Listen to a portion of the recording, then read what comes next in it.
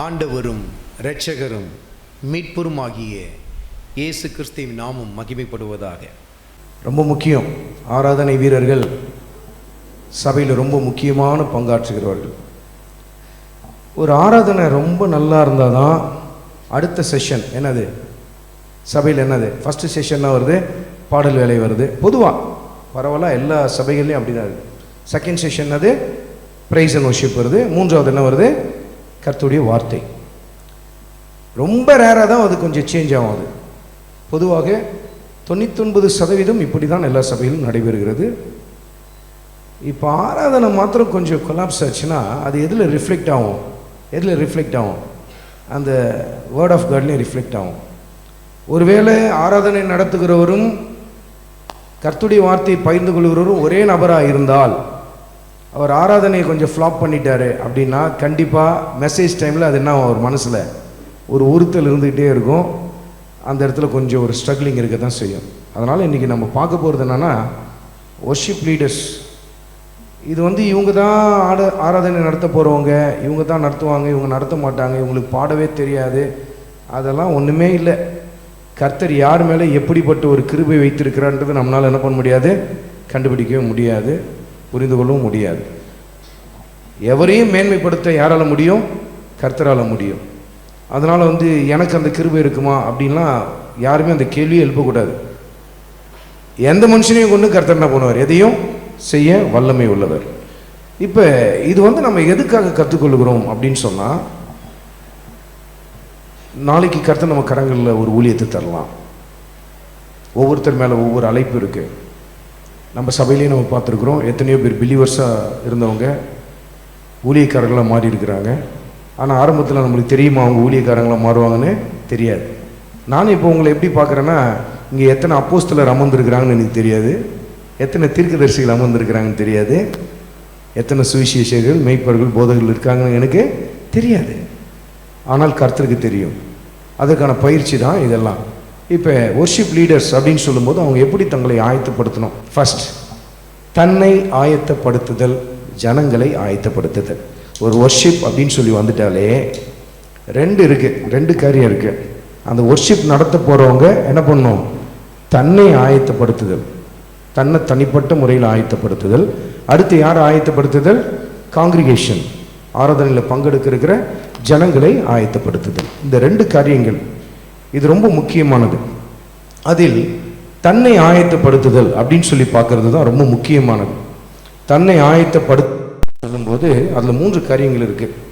3 காரியங்கள். நம்பர் 1, ஆராதனைக்கு முன்பு, நீங்கள் ஆராதனையை நடத்துறதுக்கு முன்பாக உங்களை நீங்கள் ஆயத்தப்படுத்த வேண்டியது. 2வது, ஆராதனை நடத்தி கொண்டிருக்கும் பொழுது நீங்கள் செய்ய வேண்டியது. 3வது, ஆராதனைக்கு பின்பு அல்லது ஆராதனை முடித்த பின்பு. 3 காரியங்கள் ரொம்ப முக்கியமானது. ஆராதனையை நீங்கள் நாளைக்கு ஒரு வேளை ஒரு மீட்டிங் இருக்குது, நாளைக்கு 1ஆம் தேதி ப்ரேயர் இருக்குது, அன்றைக்கி நீங்கள் தான் வர்ஷிப் அப்படின்னு சொல்லிட்டேன்னு வச்சுங்களேன். அப்போ அந்த ஆராதனைக்கு முன்பாக நீங்கள் உங்களை எப்படி ஆயத்தப்படுத்தணும். 2வது, ஆராதனை நீங்கள் நடத்தி கொண்டிருக்கிற அந்த சமயத்தில் கவனிக்க வேண்டியது.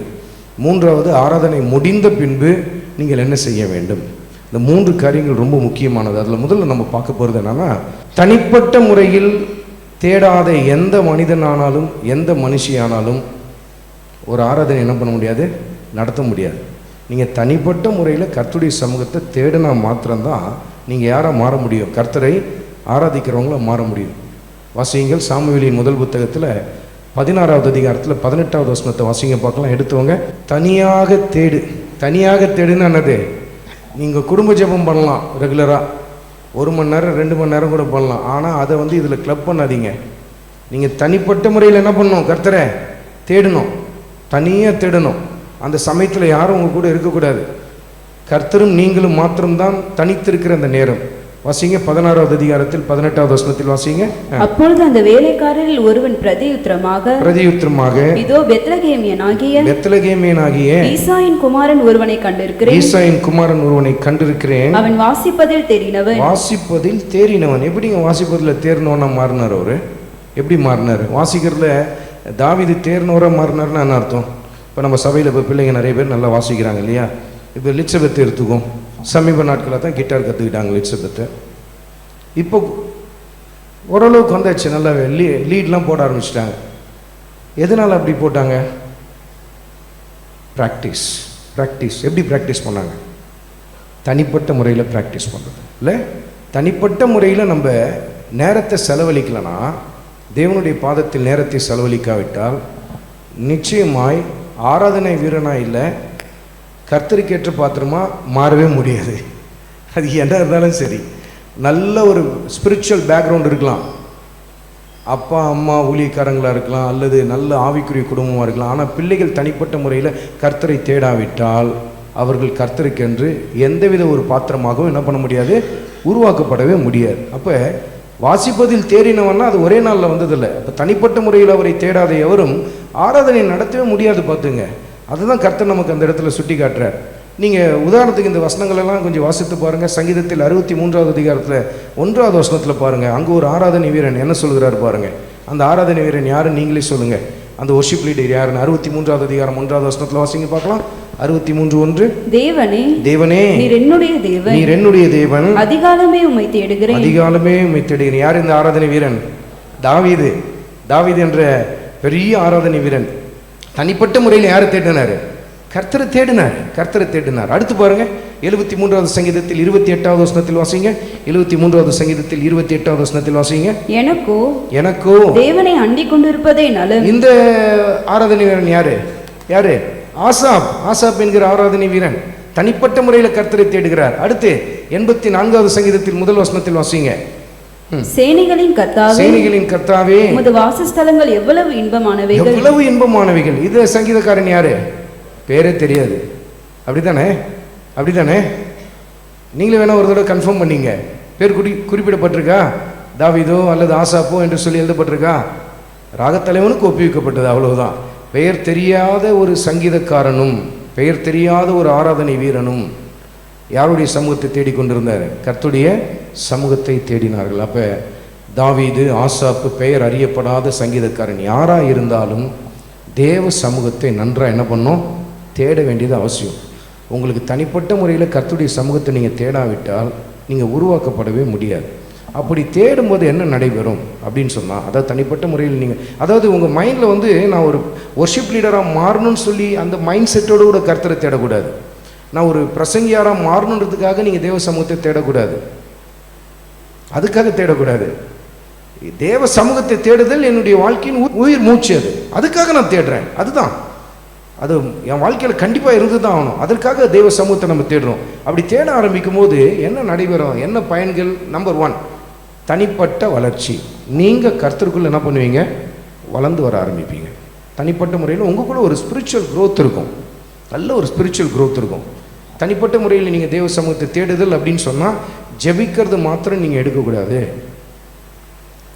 என்னை பொறுத்தவரை முதல்ல வேத வாசிப்பு, அதுக்கு அடுத்து தான் அது ஜெபம். வேத வாசிப்பு தான் ஃபஸ்ட், அடுத்து தான் அது ஜெபம். வேதத்தை சரியாக வாசித்தா தான் எப்படி ஜெபிக்கணும்னே நமக்கு என்ன பண்ண முடியும்? கற்றுக்கொள்ள முடியும்.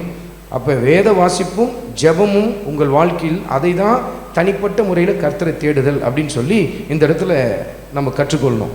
அப்போ தனிப்பட்ட வளர்ச்சி. இப்போ நீங்கள் தனிப்பட்ட முறையில் கர்த்தரை நீங்கள் ஆராதிக்கும் போது கண்டிப்பாக என்ன பண்ணுவீங்க? பாட்டு பாடுவீங்களா, பாட மாட்டீங்களா? நீங்கள் பாட என்ன ஆகும்? உங்களை அறியாமல் உங்கள் குரல் வளம் என்ன ஆகும்? அங்கே என்ன ஆகும்? இம்ப்ரூவ் ஆகுதில்ல? தானாகவே இம்ப்ரூவ் ஆகுதில்ல? ஒருவேளை ஸ்டார்டிங்கில் வேணால் ஒழுங்காக பாடாமல் இருக்கலாம். ஆனால் போக ஒரு சில பிடித்த பாடல்களை நீங்கள் பாட அது என்ன ஆகிடும்? உங்களுக்குள்ள அப்படியே மனசில் பதிய ஆரம்பிக்குது. அந்த பாடல் பாடுறதுல உங்களுக்கு ஒரு வளர்ச்சி ஏற்பட ஆரம்பிக்கும். உங்களை அறியாமையே நீங்கள் பிச்சில் ஸ்டார்ட் பண்ணுவீங்க பாட்டை. கரெக்டாக சரியான ஸ்ருதியில் ஸ்டார்ட் பண்ணுவீங்க. கரெக்டாக அது உங்களை அறியாமல் அது வர ஆரம்பிச்சிடும். கர்த்தர் அந்த கிருபையை தர ஆரம்பிச்சிடுவார். அடுத்து பாருங்கள், துதிப்பதில் நீங்கள் வளர ஆரம்பிப்பீங்க. தனிப்பட்ட முறையில் கர்த்தரை நீங்கள் தேடும்போது நீங்கள் என்ன பண்ணுவீங்க? அதிகமாக கர்த்தரை ப்ரைஸ் பண்ணுவீங்க தானே. இப்போ நீங்கள் தனிப்பட்ட முறையில் ப்ரைஸ் பண்ண ஆரம்பிச்சிங்கன்னா தான் நாளைக்கு ஒரு நாள் உங்களுக்கு ஒரு ஆராதனை நடத்துகிற ஒரு தருணம் கிடைக்கும் போது நீங்கள் என்ன பண்ண முடியும்? எல்லாரையும் துதிக்க வைக்க முடியும். நீங்கள் இதுவரையில் நீங்களே துதிச்சதில்லை அப்படின்னும் போது நீங்கள் என்ன பண்ண முடியும்? அந்த இடத்துல எல்லாம் துதிங்கன்னா அவங்க துதிக்க ஆரம்பிச்சிடுவாங்க. நீங்கள் என்ன பண்ணுறதுன்னு உங்களுக்கு தெரியாது. நீங்கள் அமைதியாக இருந்துருவீங்க அந்த இடத்துல. அப்போ தனிப்பட்ட முறையில் ஆராதிக்கும் பொழுது உங்களுடைய ஸ்பிரிச்சுவல் க்ரோத், அடுத்தது பாடல் பாடுவதில், துதிப்பதில், அடுத்து நேர அளவில் எவ்வளோ நேரம் நம்ம ஆராதித்தோன்றது உங்களுக்கு தெரியும். சில சமயத்தில் ஆரம்பத்தில் நீங்கள் பார்த்தீங்கன்னா ஒரு நாள் ரொம்ப உற்சாகத்தில் விடிய காலையில் எழுந்திரிச்சு ஆராதிச்சிருப்பீங்க. கண்ணு திறந்து நீங்கள் நினைப்பீங்க அப்போ 1 மணி நேரத்துக்கு மேலே ஆராதிச்சிருப்போம் அப்படின்னு நினச்சிருப்பீங்க. கண்ணு திறந்து பார்த்தா என்ன தான் இருக்கும், டைம் 5 நிமிஷம் தான் போயிருக்கும். கரெக்டாக இல்லையா? நடந்திருக்கா இல்லையா எல்லாருக்குள்ளேயும்? எத்தனை பேர் அந்த மாதிரி அனுபவப்பட்டிருக்கீங்க? எல்லாருமே அனுபவப்பட்டிருக்கோம். சில டைமில் பார்த்தா இன்றைக்கி பல மணி நேரம் நம்ம ஜெபித்துட்டோம் அப்படின்னு சொல்லிட்டு கண்ணை திறந்து பார்த்தா 1/4 மணி நேரம் தான் இருக்கும். நம்மளுக்கே ரொம்ப அடப்பாவுமே, 1/4 மணி நேரம் தான் ஆச்சு. ஆனால் நாட்கள் போக போக போக நீங்கள் ஆராதிக்கிற நேரங்கள்னாவும் அதிகரிக்க ஆரம்பிக்குதா? நீங்கள் யோசித்து பாருங்கள். இந்த தனிப்பட்ட பயிற்சி இல்லாமல் திடீர்னு உங்களை வந்து ஆராதனை நடத்த சொல்கிறாங்க அப்படின்னு சொன்னால் உங்களால் 1 நிமிஷம் இல்லை 2 நிமிஷம் தாக்கு பிடிக்கிறது அங்கே என்னது கஷ்டம், முடியவே முடியாது. பயங்கர ஸ்ட்ரகிளிங்காக இருக்கும். உங்களுக்கு எப்படி இருக்குன்னா, ஒரு 2 நிமிஷம் நீங்கள் துதிச்சிருப்பீங்க, ஆனால் ரொம்ப பிரசங்கத்தை நேரம் ஆயிடுச்சு அப்படின்னு நீங்கள் பார்ப்பீங்க. 9:05 தான் காட்டும் முள். நம்மளுக்கு பொதுவாக நம்ம சபையில் பார்த்தீங்கன்னா 9 or 9:05 செகண்ட் ஆராதனையில் ப்ரைஸ் அண்ட் வர்ஷிப் ஸ்டார்ட் பண்ணுவோம். 9:30 நம்ம என்ன பண்ணுவோம், கர்த்தருடைய வார்த்தையை பகிர்ந்து கொள்ளும். இதுதான் எப்பயுமே நம்மளுடைய இதில் சிஸ்டமேட்டிக்காக வந்துகிட்டே இருக்கும். ஆனால் சில சமயத்தில் என்ன ஆகணும், எப்படி நேரத்தை தள்ளுறதுனே தெரிய முடியாத மாதிரி ஆகிடும். அது காரணம் என்னென்னா, நீங்கள் தனிப்பட்ட முறையில் ஆராதிக்காதது தான். நீங்கள் தனிப்பட்ட முறையில் ஆராதித்தீங்கன்னா உங்கள் நேர அளவில் பெரிய மாற்றம் ஏற்பட ஆரம்பிக்கும். மணித்துளிகள் என்பது போய் மணி நேரங்களாக என்ன பண்ணுவது, அப்படியே அதிகரிக்க ஆரம்பிக்கும். நம்ம சபையில் ஒரு சில சமயத்தில் 3 மணி நேரம் தொடர்ச்சியாக நம்ம என்ன பண்ணியிருக்கிறோம், ஆராதனை நடத்தியிருக்கிறோம். ஞாபகம் இருக்கு இல்லையா? 3 மணி நேரம் தொடங்குவோம். ஆனால் அது 3 மணி நேரமாக இருக்காது. எத்தனை மணி நேரம் போயிடும், 4 மணி நேரம் ஆராதனை என்ன பண்ணிடும், தொடர்ச்சியாக போய்டும். நேரம் போனதே தெரியல அப்படின்ற மாதிரி இருக்கும். அப்போ தனிப்பட்ட முறையில் நீங்கள் கர்த்தருடைய சமூகத்தை தேடினா தான் இந்த காரியங்கள் நடைபெறும். அடுத்து நீங்கள் பார்த்தீங்கன்னா, ஆராதனையில் உள்ள வகைகளை பயிற்சியினால் கற்றுக்கொள்வீங்க, ப்ராக்டிக்கலாக கற்றுக்குவீங்க. நீங்கள் ஒவ்வொரு நாளும் ஒவ்வொரு விதமாக ஆராதிப்பீங்க. ஆண்டவர் ஆராதிக்கும் போது திடீர்னு பார்த்தீங்கன்னா கண்ணீர் விட்டு அழுது கர்த்தரை ஆராதிப்பீங்க. திடீர்னு ஒரு நாள் பார்த்தா ரொம்ப சந்தோஷமாக ஆராதிப்பீங்க. இன்னும் ஒரு சில நாள் பார்த்தா ஆண்டுடைய பாடுகளை நினைத்து என்ன பண்ணியிருப்பீங்க, கர்த்தரை ஆராய்த்திருப்பீங்க. அப்போ அந்த இடத்துல கர்த்தர் உங்களுக்கு டீச் பண்ணுறாரு. பார், ஒர்ஷிப்பில் இவ்வளோ மெத்தட்ஸ்லாம் இருக்குப்பாரு. நீங்கள் உங்களை அப்படியே நீங்கள் அனலைஸ் பண்ணி பார்த்தீங்கன்னா உங்களுக்கே தெரியும். ஆமாம், இன்றைக்கி நான் ப்ரைஸ் பண்ணும்போது ரொம்ப கர்த்தரை அதிகமாக துதித்தேன். ஒரு நாள் நீங்கள் பார்த்தீங்கன்னா நன்றி மாத்திரம் சொல்லியிருப்பீங்க, தேங்க்ஸ் மாத்திரம் ஆண்டவர் சொல்லியிருப்பீங்க. ஒரு நாள் பார்த்தா உங்களை நீங்கள் அர்ப்பணித்திருப்பீங்க, அதிகமாக உங்களை அர்ப்பணித்து பயங்கரமாக ஆராதனை செய்திருப்பீங்க. அப்போ பாருங்கள், நீங்கள் தனிப்பட்ட முறையில் ஆராதிக்கும் பொழுது ப்ராக்டிக்கலாகவே அதை கற்றுக்க ஆரம்பிக்கிறீங்க. ஓ, ஆராதனையில் இத்தனை வகைகள் இருக்கா, இத்தனை வகையில் கர்த்தர் வந்து நம்மளுக்கு பயிற்சி கொடுக்குறாரான்றதை உணர்ந்து கொள்ள ஆரம்பிப்பீங்க. அடுத்து எந்த பாட்டு மந்தப்படுத்துது அதை கண்டுபிடிச்சிடுவீங்க. நீங்கள் தனிப்பட்ட முறையில் நீங்கள் ஆராதனை செய்யும்போது திடீர்னு ஒரு பாட்டை நீங்கள் நல்லா உற்சாகமாக துதித்து கொண்டே இருந்திருப்பீங்க. திடீர்னு ஒரு பாட்டை நீங்கள் பாடிருப்பீங்க, அது உங்களே என்ன பண்ணிகிட்ருக்கோம், அப்படின்னு கொட்டாய் விடுற மாதிரி ஆகிட்டுருக்கோம். அப்போ நீங்கள் புரிஞ்சுக்குவீங்க, இந்த பாட்டை நம்ம எங்கே பாடக்கூடாது, சபையில் பாடக்கூடாது அப்படின்ட்டு. கரெக்டாக இல்லையா? அல்லது அடுத்து எந்த இடத்துல நீங்கள் தடுமாறுகிறீர்கள், தடுமாற்றங்களை அறிதல். எந்த இடத்துலலாம் தடுமாறு. இன்றைக்கி கூட நான் ஒரு பாட்டில் தடுமாறினேன். இல்லை, பரம அழைப்பின் பந்தய பொருளுக்கே ரொம்ப நல்லா நான் பாடுற பாடல் தான், பலமுறை பாடியிருக்கேன். அந்த அல்லேலூயான்றதை எனக்கு என் மைண்டில் கிளிக் ஆகலை எனக்கு. அதனால் நான் பாடவே இல்லை, நான் விட்டுட்டேன், அதை ஸ்கிப் பண்ணிட்டு வந்துட்டேன். ஃப்ளாட்டாக பாடி முடிச்சுட்டேன் நான். சில சமயத்தில் அப்படி ஏற்படும். ஆனால் தனிப்பட்ட முறையில் சில பாடல்களை நம்ம தொடர்ந்து பாடும்பொழுது நமக்கு தெரியும் எந்த இடத்துல நம்ம ஸ்ட்ரக்காக வரும், எந்த இடத்துல நம்மளுக்கு உதறுது, வார்த்தை உதறுது. சில பாடல் தொடங்கியிருப்போம், எஜமானனே என் இயேசு ராஜனே அப்படின்னு சொல்லி ரொம்ப நல்லா பாடிட்டு வரும். எஜமானனே அப்படின்னு போயிடும் சத்தம், அங்கே ஒரு மாதிரி கீச்சின்னு போயிடும். இது வந்து காங்கிரிகேஷன் நடுவில் வந்து பண்ணக்கூடாது. அப்போ எல்லாரும் என்ன பண்ணிவிடுவாங்க, என்னாச்சு கிளி கத்துதேங்க அப்படின்னு நினைப்பாங்க. இதெல்லாம் எங்கே நடக்கணும், இதெல்லாம் தனிப்பட்ட முறையில் நம்ம இந்த காரியங்களை ஆண்டவருடைய சமூகத்தில் செய்யும்போது அப்பயே நம்ம புரிஞ்சுக்குவோம், இந்த பாட்டு நம்மளுக்கு கஷ்டமாக இருக்குது. ஒன்று இதை நல்லா பயிற்சி எடுக்கணும், அல்லது இதை என்ன பண்ணக்கூடாது, பாடக்கூடாது. ஒரு முடிவு வந்துடுவோம் இல்லை? அப்போ தடுமாற்றங்களை அறிதல். எந்த பாட்டு ஃப்ளாப் ஆகுதுன்றதை நம்ம கண்டுபிடிச்சிடலாம். எது வந்து காங்கிரிகேஷனை ஃப்ளாப் பண்ணுது, டிஸ்டர்ப் பண்ணுது, எந்த பாட்டெலாம் பாடினா வந்து ஜனங்கள் வந்து இன்வால்வ் ஆக மாட்டுறாங்க, அந்த காரியங்களெல்லாம் கண்டுபிடிக்க முடியும். அடுத்து நாம் எந்த இடத்துல நாம் தடுமாறுகிறோம், இதெல்லாம் சொல்லிவிட்டேன். எந்த இடத்துல டைமிங் மிஸ் ஆகுது, ரொம்ப பிரச்சனை இது. இப்போ நாங்களாம் வந்து ஓல்டு ஜென்ரேஷன், இப்போ இருக்கிற பிள்ளைங்களாம் அந்த ப்ரெசன்ட் ஜென்ரேஷன் பிள்ளைங்களாம் நிறைய பாடல், புது புது பாடல் எடுத்து பாடுறாங்க. நானும் பாடலாம் தொடங்கும், ஆனால் எதில் தான் மிஸ் பண்ணுவேன். என் பொண்ணுங்க 2 பேரும் சொல்லப்பா நீங்கள் டைமிங் எல்லாத்தையும் விட்டுறீங்க புது பாட்டில் அப்படின்வாங்க, எல்லா பாட்டிலையும் டைமிங் விட்டுறீங்க அப்படின்வாங்க. உண்மைதான். இதுதான் ஜென்ரேஷன் கேப்புன்றது. டைமிங் மிஸ் பண்ணுறோம் நம்ம. அப்போ இதை எப்படி நான் அந்த டைமிங் மிஸ் ஆகிறது எப்படி நான் சரி பண்ண முடியும்? எப்படி சரி பண்ண முடியும்? தனிப்பட்ட முறையில் நான் என்ன பண்ணணும், அதை பாடி பார்க்கணும், நல்லா கேட்கணும். திரும்ப என்னுடைய ஒர்ஷிப்பில், தனிப்பட்ட ஒர்ஷிப்பில் நான் என்ன பண்ணணும், நான் கர்த்தரை ஆராதிக்கணும். என்னுடைய வாழ்க்கையில் வந்து நான் கர்த்தரை ஆராதிக்கிறது எதில் நான் கற்றுக்கொண்டேன்னா, தெருப்பிரசங்க ஊழியத்துக்காக கிட்டார் கற்றுக்கணும்னு ஆசைப்பட்டேன். தெருப்பிரசங்க ஊழியத்துக்காக. அப்போ ஒரு அண்ணன், ஆனந்த் அண்ணன் ஒரு அண்ணன் இருந்தார். அவர் தான் எனக்கு கிட்டார் சொல்லிக் கொடுத்தார். பேசிக் கார்ட்ஸ்லாம் சொல்லிக் கொடுத்தார், மேஜர் கார்ட்ஸ் எல்லாம் சொல்லிக் கொடுத்தார். ஒரு 6 கார்டு சொல்லிக் கொடுத்தோன்னு என்ன பண்ணுவோம், அதை தோளில் போட்டுட்டு பஸ் ஸ்டாண்டில் போய் நின்று பாட்டு பாடுவேன். பாடி அந்த பஸ் வந்து அப்படி நிற்கும் போது நின்றுட்டு அது கிளம்புறவங்களாட்டி ஒரு சுவிசேஷத்தை சொல்லி முடிப்பேன். அது போனோன்னா அடுத்து திரும்ப ஒரு பாட்டு பாடுவேன், வருவாய் தருணம் இதுவே பாடுவேன். ஒரு தடவை பார்த்தீங்கன்னா 2 கம்பி அறுந்துருச்சு. அப்போ கூட அடிச்சுன்னு இருந்தேன், யாருக்கும் தெரியாது. 2 கம்பி அறுந்து போய் தட்டுன்னு தட்டின்னு இருந்தேன். ஏன்னா என்னை தவிர வேறு கிட்டாரிஸ்ட் அங்கே இல்லை, யாருக்கும் தெரியாது. அவனுக்கு தெரியும் போது பார்த்துக்கலாம் போ அப்படின்ட்டு. சில சமயத்தில் டியூனே இருக்காது, ஆனால் தட்டுன்னு தட்டிடுவேன், பாட்டிட்டு வந்துடுவேன். அப்போ தனிப்பட்ட ப்ரேயர் லைஃப்பில் என்ன பண்ணுவேன்னா, கிட்டார் எடுத்து தோளில் போட்டுட்டு இன்னைய வரையில் நான் அதை செய்கிறேன். எனக்கு தெரிஞ்ச கார்டு வச்சுட்டு நான் பாட்டு பாடிக்கிட்டே இருப்பேன். அப்படியே உலாத்திக்கிட்டே அப்படியே கர்த்தரை துதித்து பாடிக்கொண்டே இருப்பேன். அதில் தான் வந்து கர்த்தர் எனக்கு நிறைய காரியங்களை அதில் கற்றுக் கொடுக்க ஆரம்பித்தார். தனிப்பட்ட முறையில் கர்த்தரோடு கூட நேரத்தை செலவழித்தல்ல இந்த காரியங்களை எல்லாம் வச்சு நம்ம கற்றுக்கொள்ளலாம்.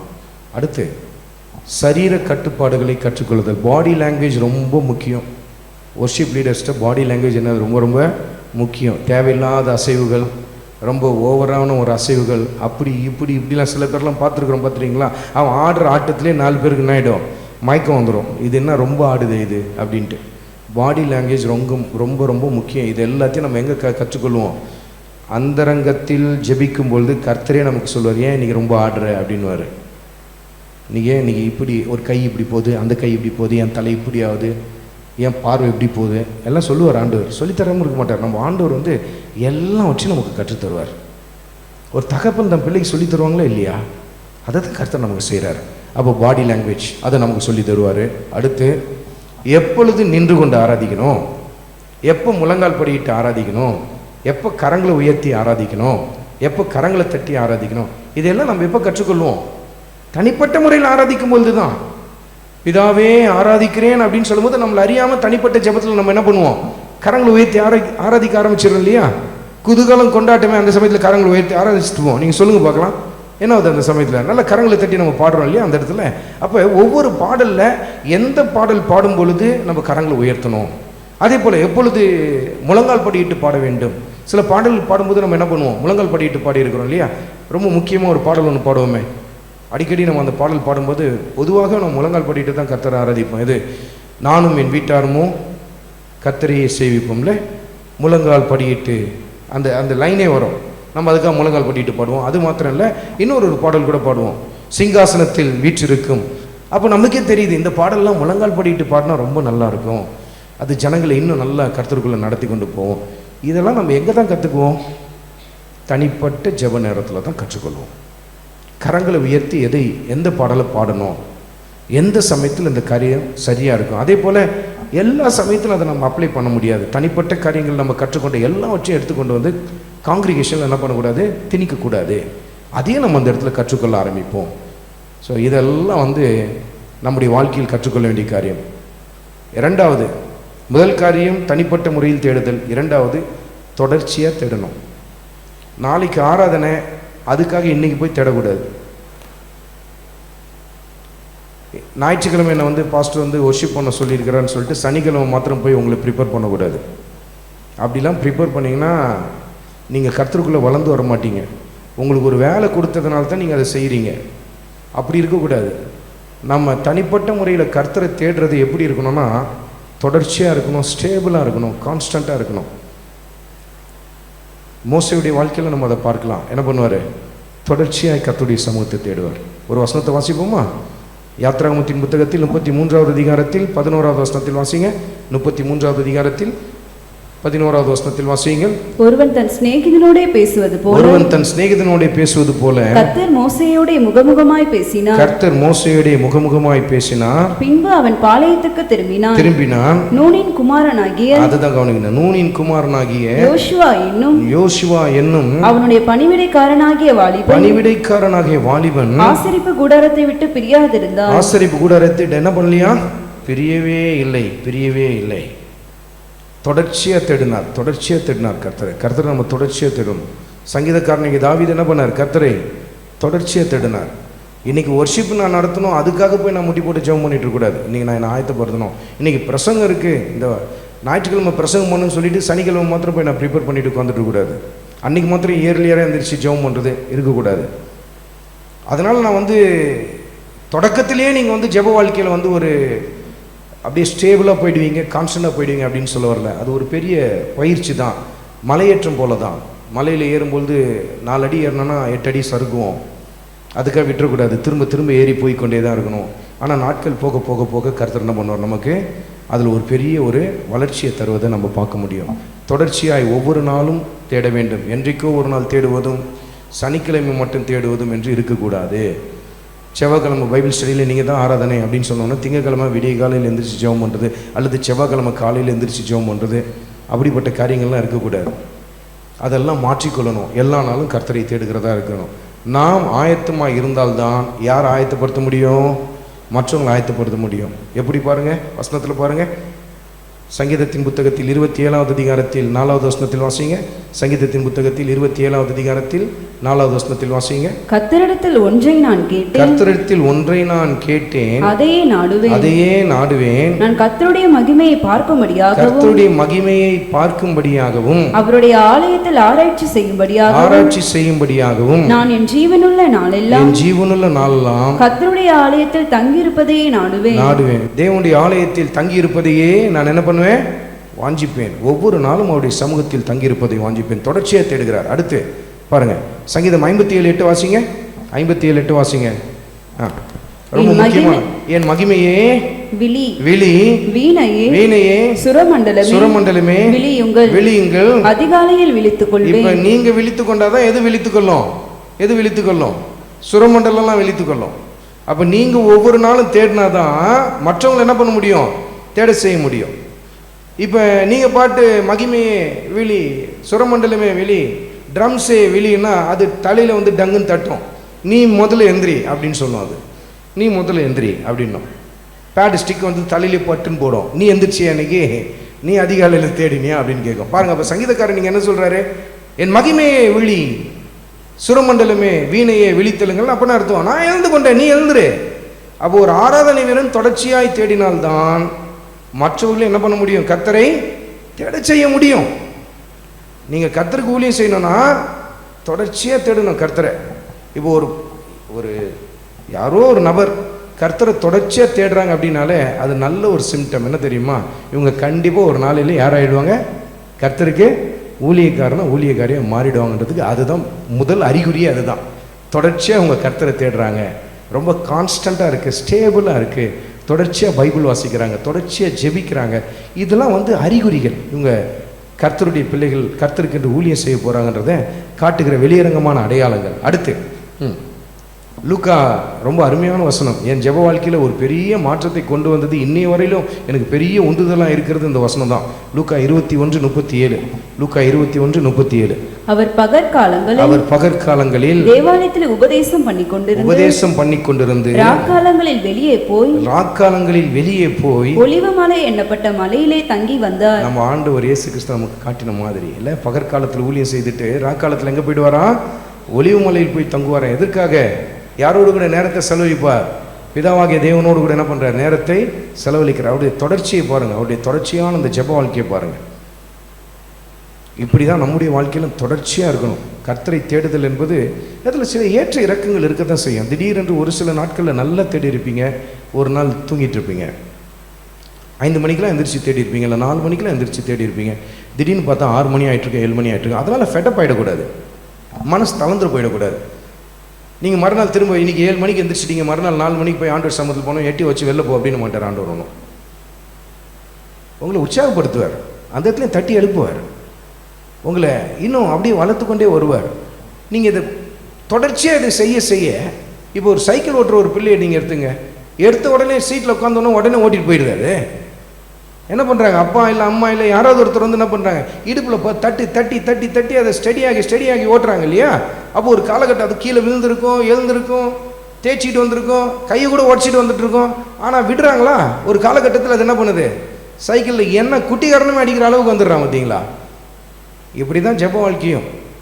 தொடர்ச்சியாய் தேட தேட எத்தனையோ தோல்விகள் இருந்தாலும், எத்தனையோ தடவை நம்ம தடுமாறினாலும், அந்த இடத்துல நம்முடைய ஆண்டவர் நம்ம என்ன பண்ணுறாரு? அந்த இடத்துல தட்டி கொடுத்து மீண்டும் மீண்டும் நமக்கு என்ன பண்ணுறார்? பயிற்சி கொடுத்து நம்முடைய ஜெப வாழ்க்கையை அப்படியே முன்னேறி வர செய்வார்.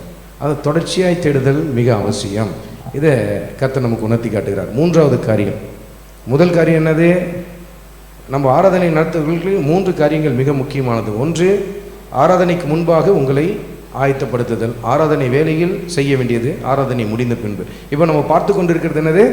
ஆராதனைக்கு முன்பாக நம்ம செய்ய வேண்டிய காரியங்கள். அதில் முதல் காரியம் என்னன்னா, தனிப்பட்ட முறையில் தேட வேண்டும். இரண்டாவது, தொடர்ச்சியாய் தேட வேண்டும். மூன்றாவது என்னது? சிந்தையில் நம்ம ரொம்ப முக்கியமாக நிறுத்த வேண்டிய ஒரு காரியம் இருக்குது. ஆராதனைக்கு முன்பாக சிந்தையில் ரொம்ப முக்கியமாக நிறுத்தணும். அது என்ன தெரியுமா?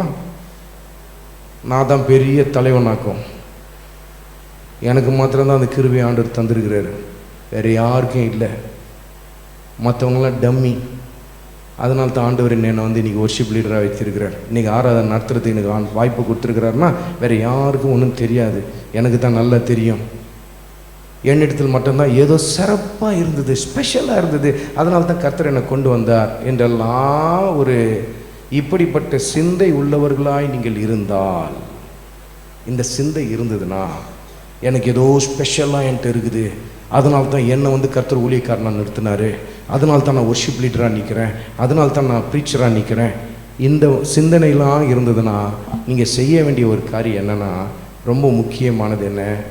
எந்த ஒரு ஊழியத்தை செய்யாமல் இருப்பதே உங்களுக்கு நல்லது, சபைக்கும் நல்லது. அப்படிப்பட்ட சிந்தை உள்ளவங்க என்ன பண்ணக்கூடாது?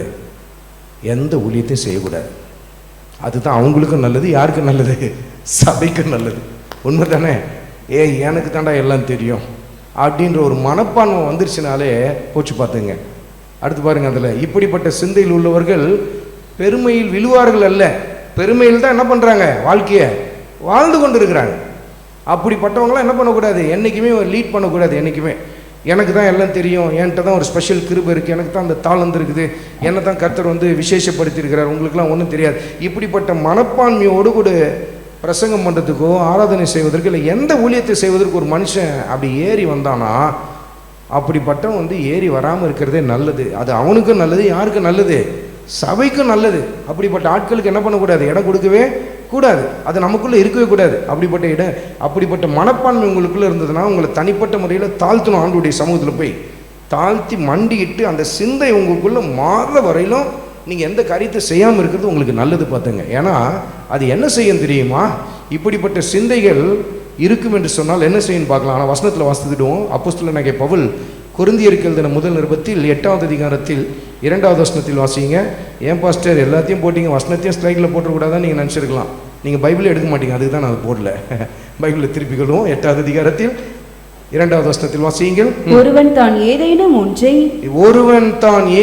ஒன்றை அறிந்தவன் என்று எண்ணிக்கொள்வானானால் ஒன்றையும் அறிய வேண்டிய பிரகாரமாக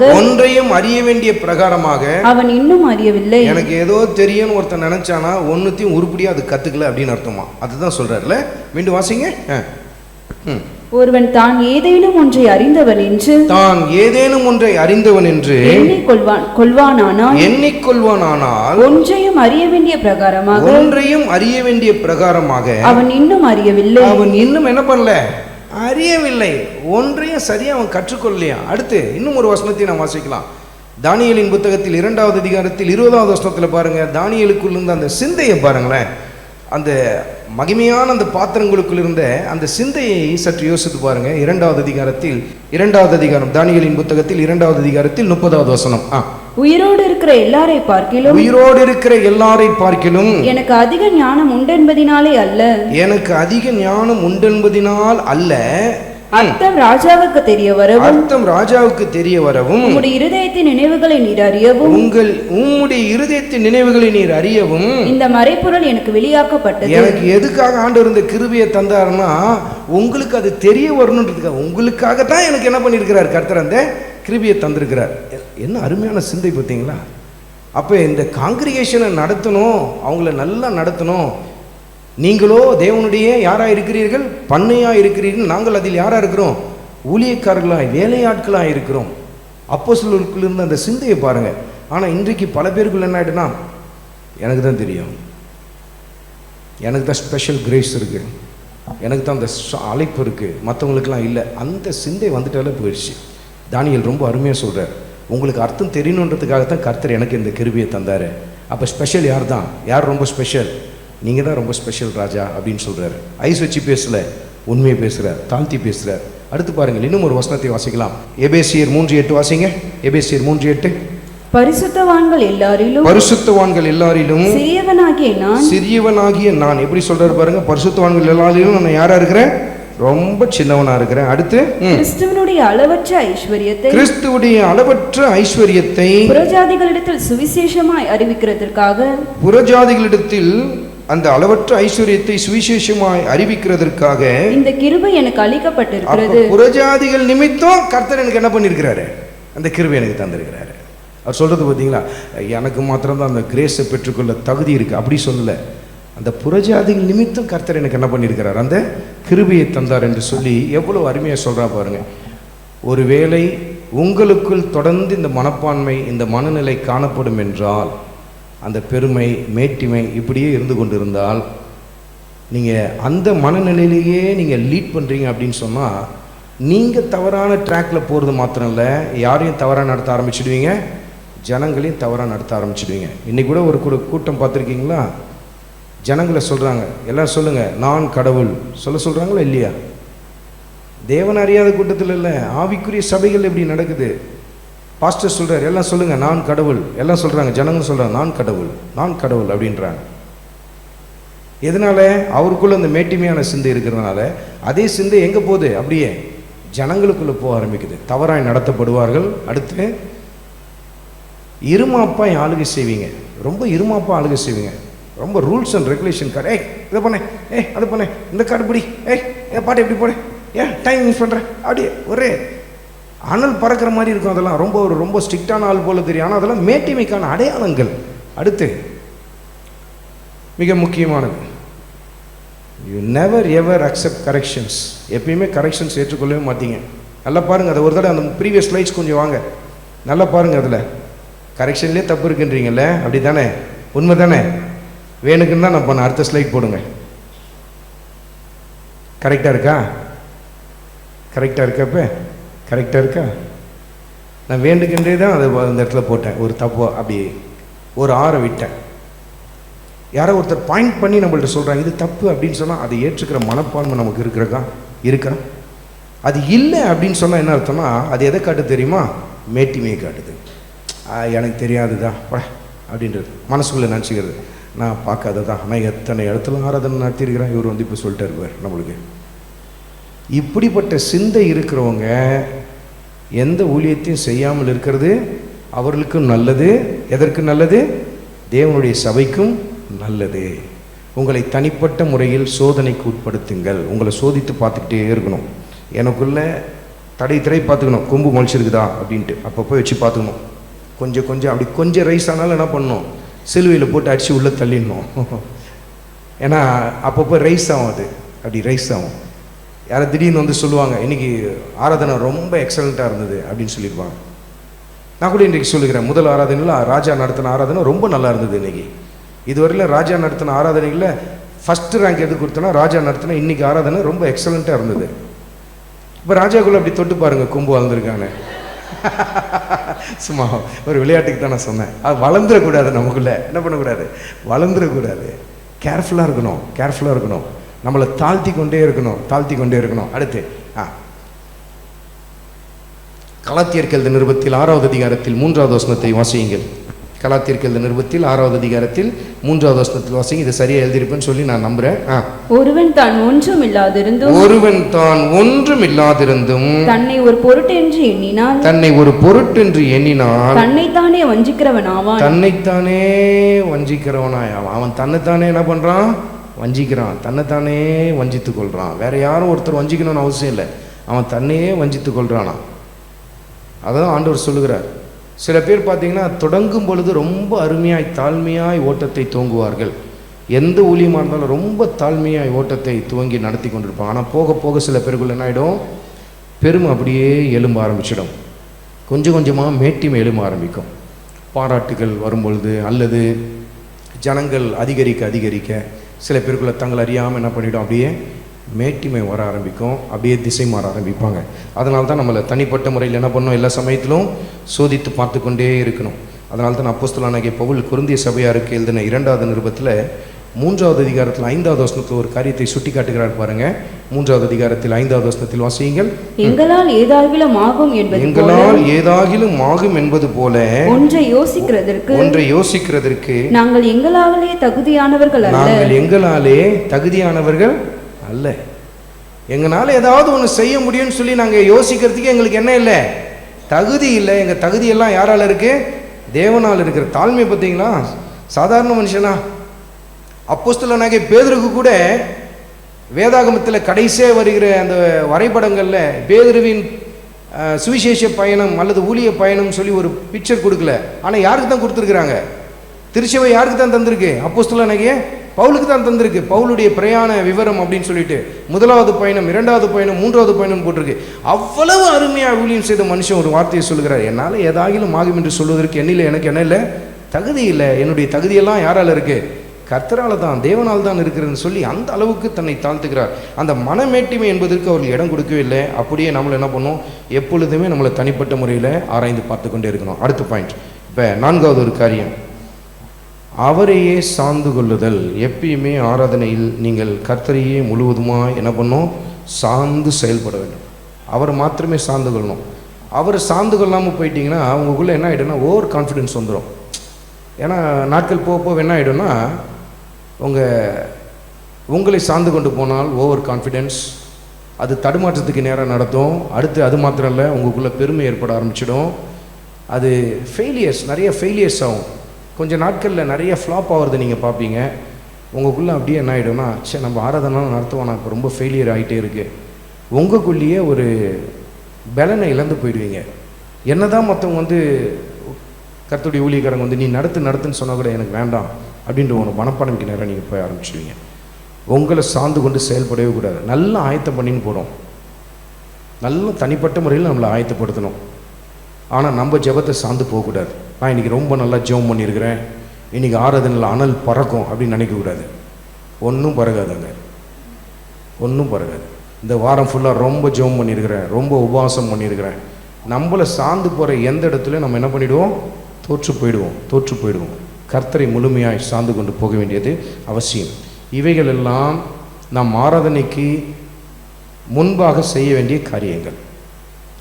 இதெல்லாம் நம்ம தனிப்பட்ட முறையில் நம்ம செய்ய வேண்டியது. ஆராதனை நடத்தி கொண்டிருக்கிற சமயத்தில் நீங்கள் ஆராதனையை லீட் பண்ணிகிட்ருக்கீங்க, அந்த சமயத்தில் என்ன செய்யணும்? இப்போ இன்றைக்கி ஒர்ஷிப் பண்ண போகிறீங்க, இன்றைக்கி நீங்கள் தான் ஒர்ஷிப் பண்ணுறீங்க, நடத்திட்டுருக்கீங்க, ஸ்டார்ட் பண்ணிட்டீங்க, எல்லாம் துதிப்போம் அப்படின்னு சொல்லிட்டீங்க. உடனே என்ன செய்யணும்? முதல் காரியம், அவரையே முற்றுமுடிய என்ன பண்ணணும், சார்ந்து செயல்பட வேண்டும். ஆண்டவரை ஃபுல்லாக சார்ந்து கொள்ளணும். போன உடனே ஒரு ஜெபத்தை எடுத்தணும், ஆண்டவரே உங்களே சார்ந்து போகிறேன், எனக்கு நீங்கள் உதவி செய்யுங்கன்னு சொல்லி ஆண்டவருடைய கரங்களை பற்றி பிடித்து கொள்ளணும். அது ரொம்ப முக்கியம். அதனால தான் அப்போஸ்தலனாகிய பவுல் சொல்லுகிறார், கொரிந்தியருக்கு எழுதின 2வது நிருபத்தில் 1வது அதிகாரத்தில் 9வது வசனத்தில் வாசியுங்கள். நாங்கள் எங்கள் மேல் நம்பிக்கையா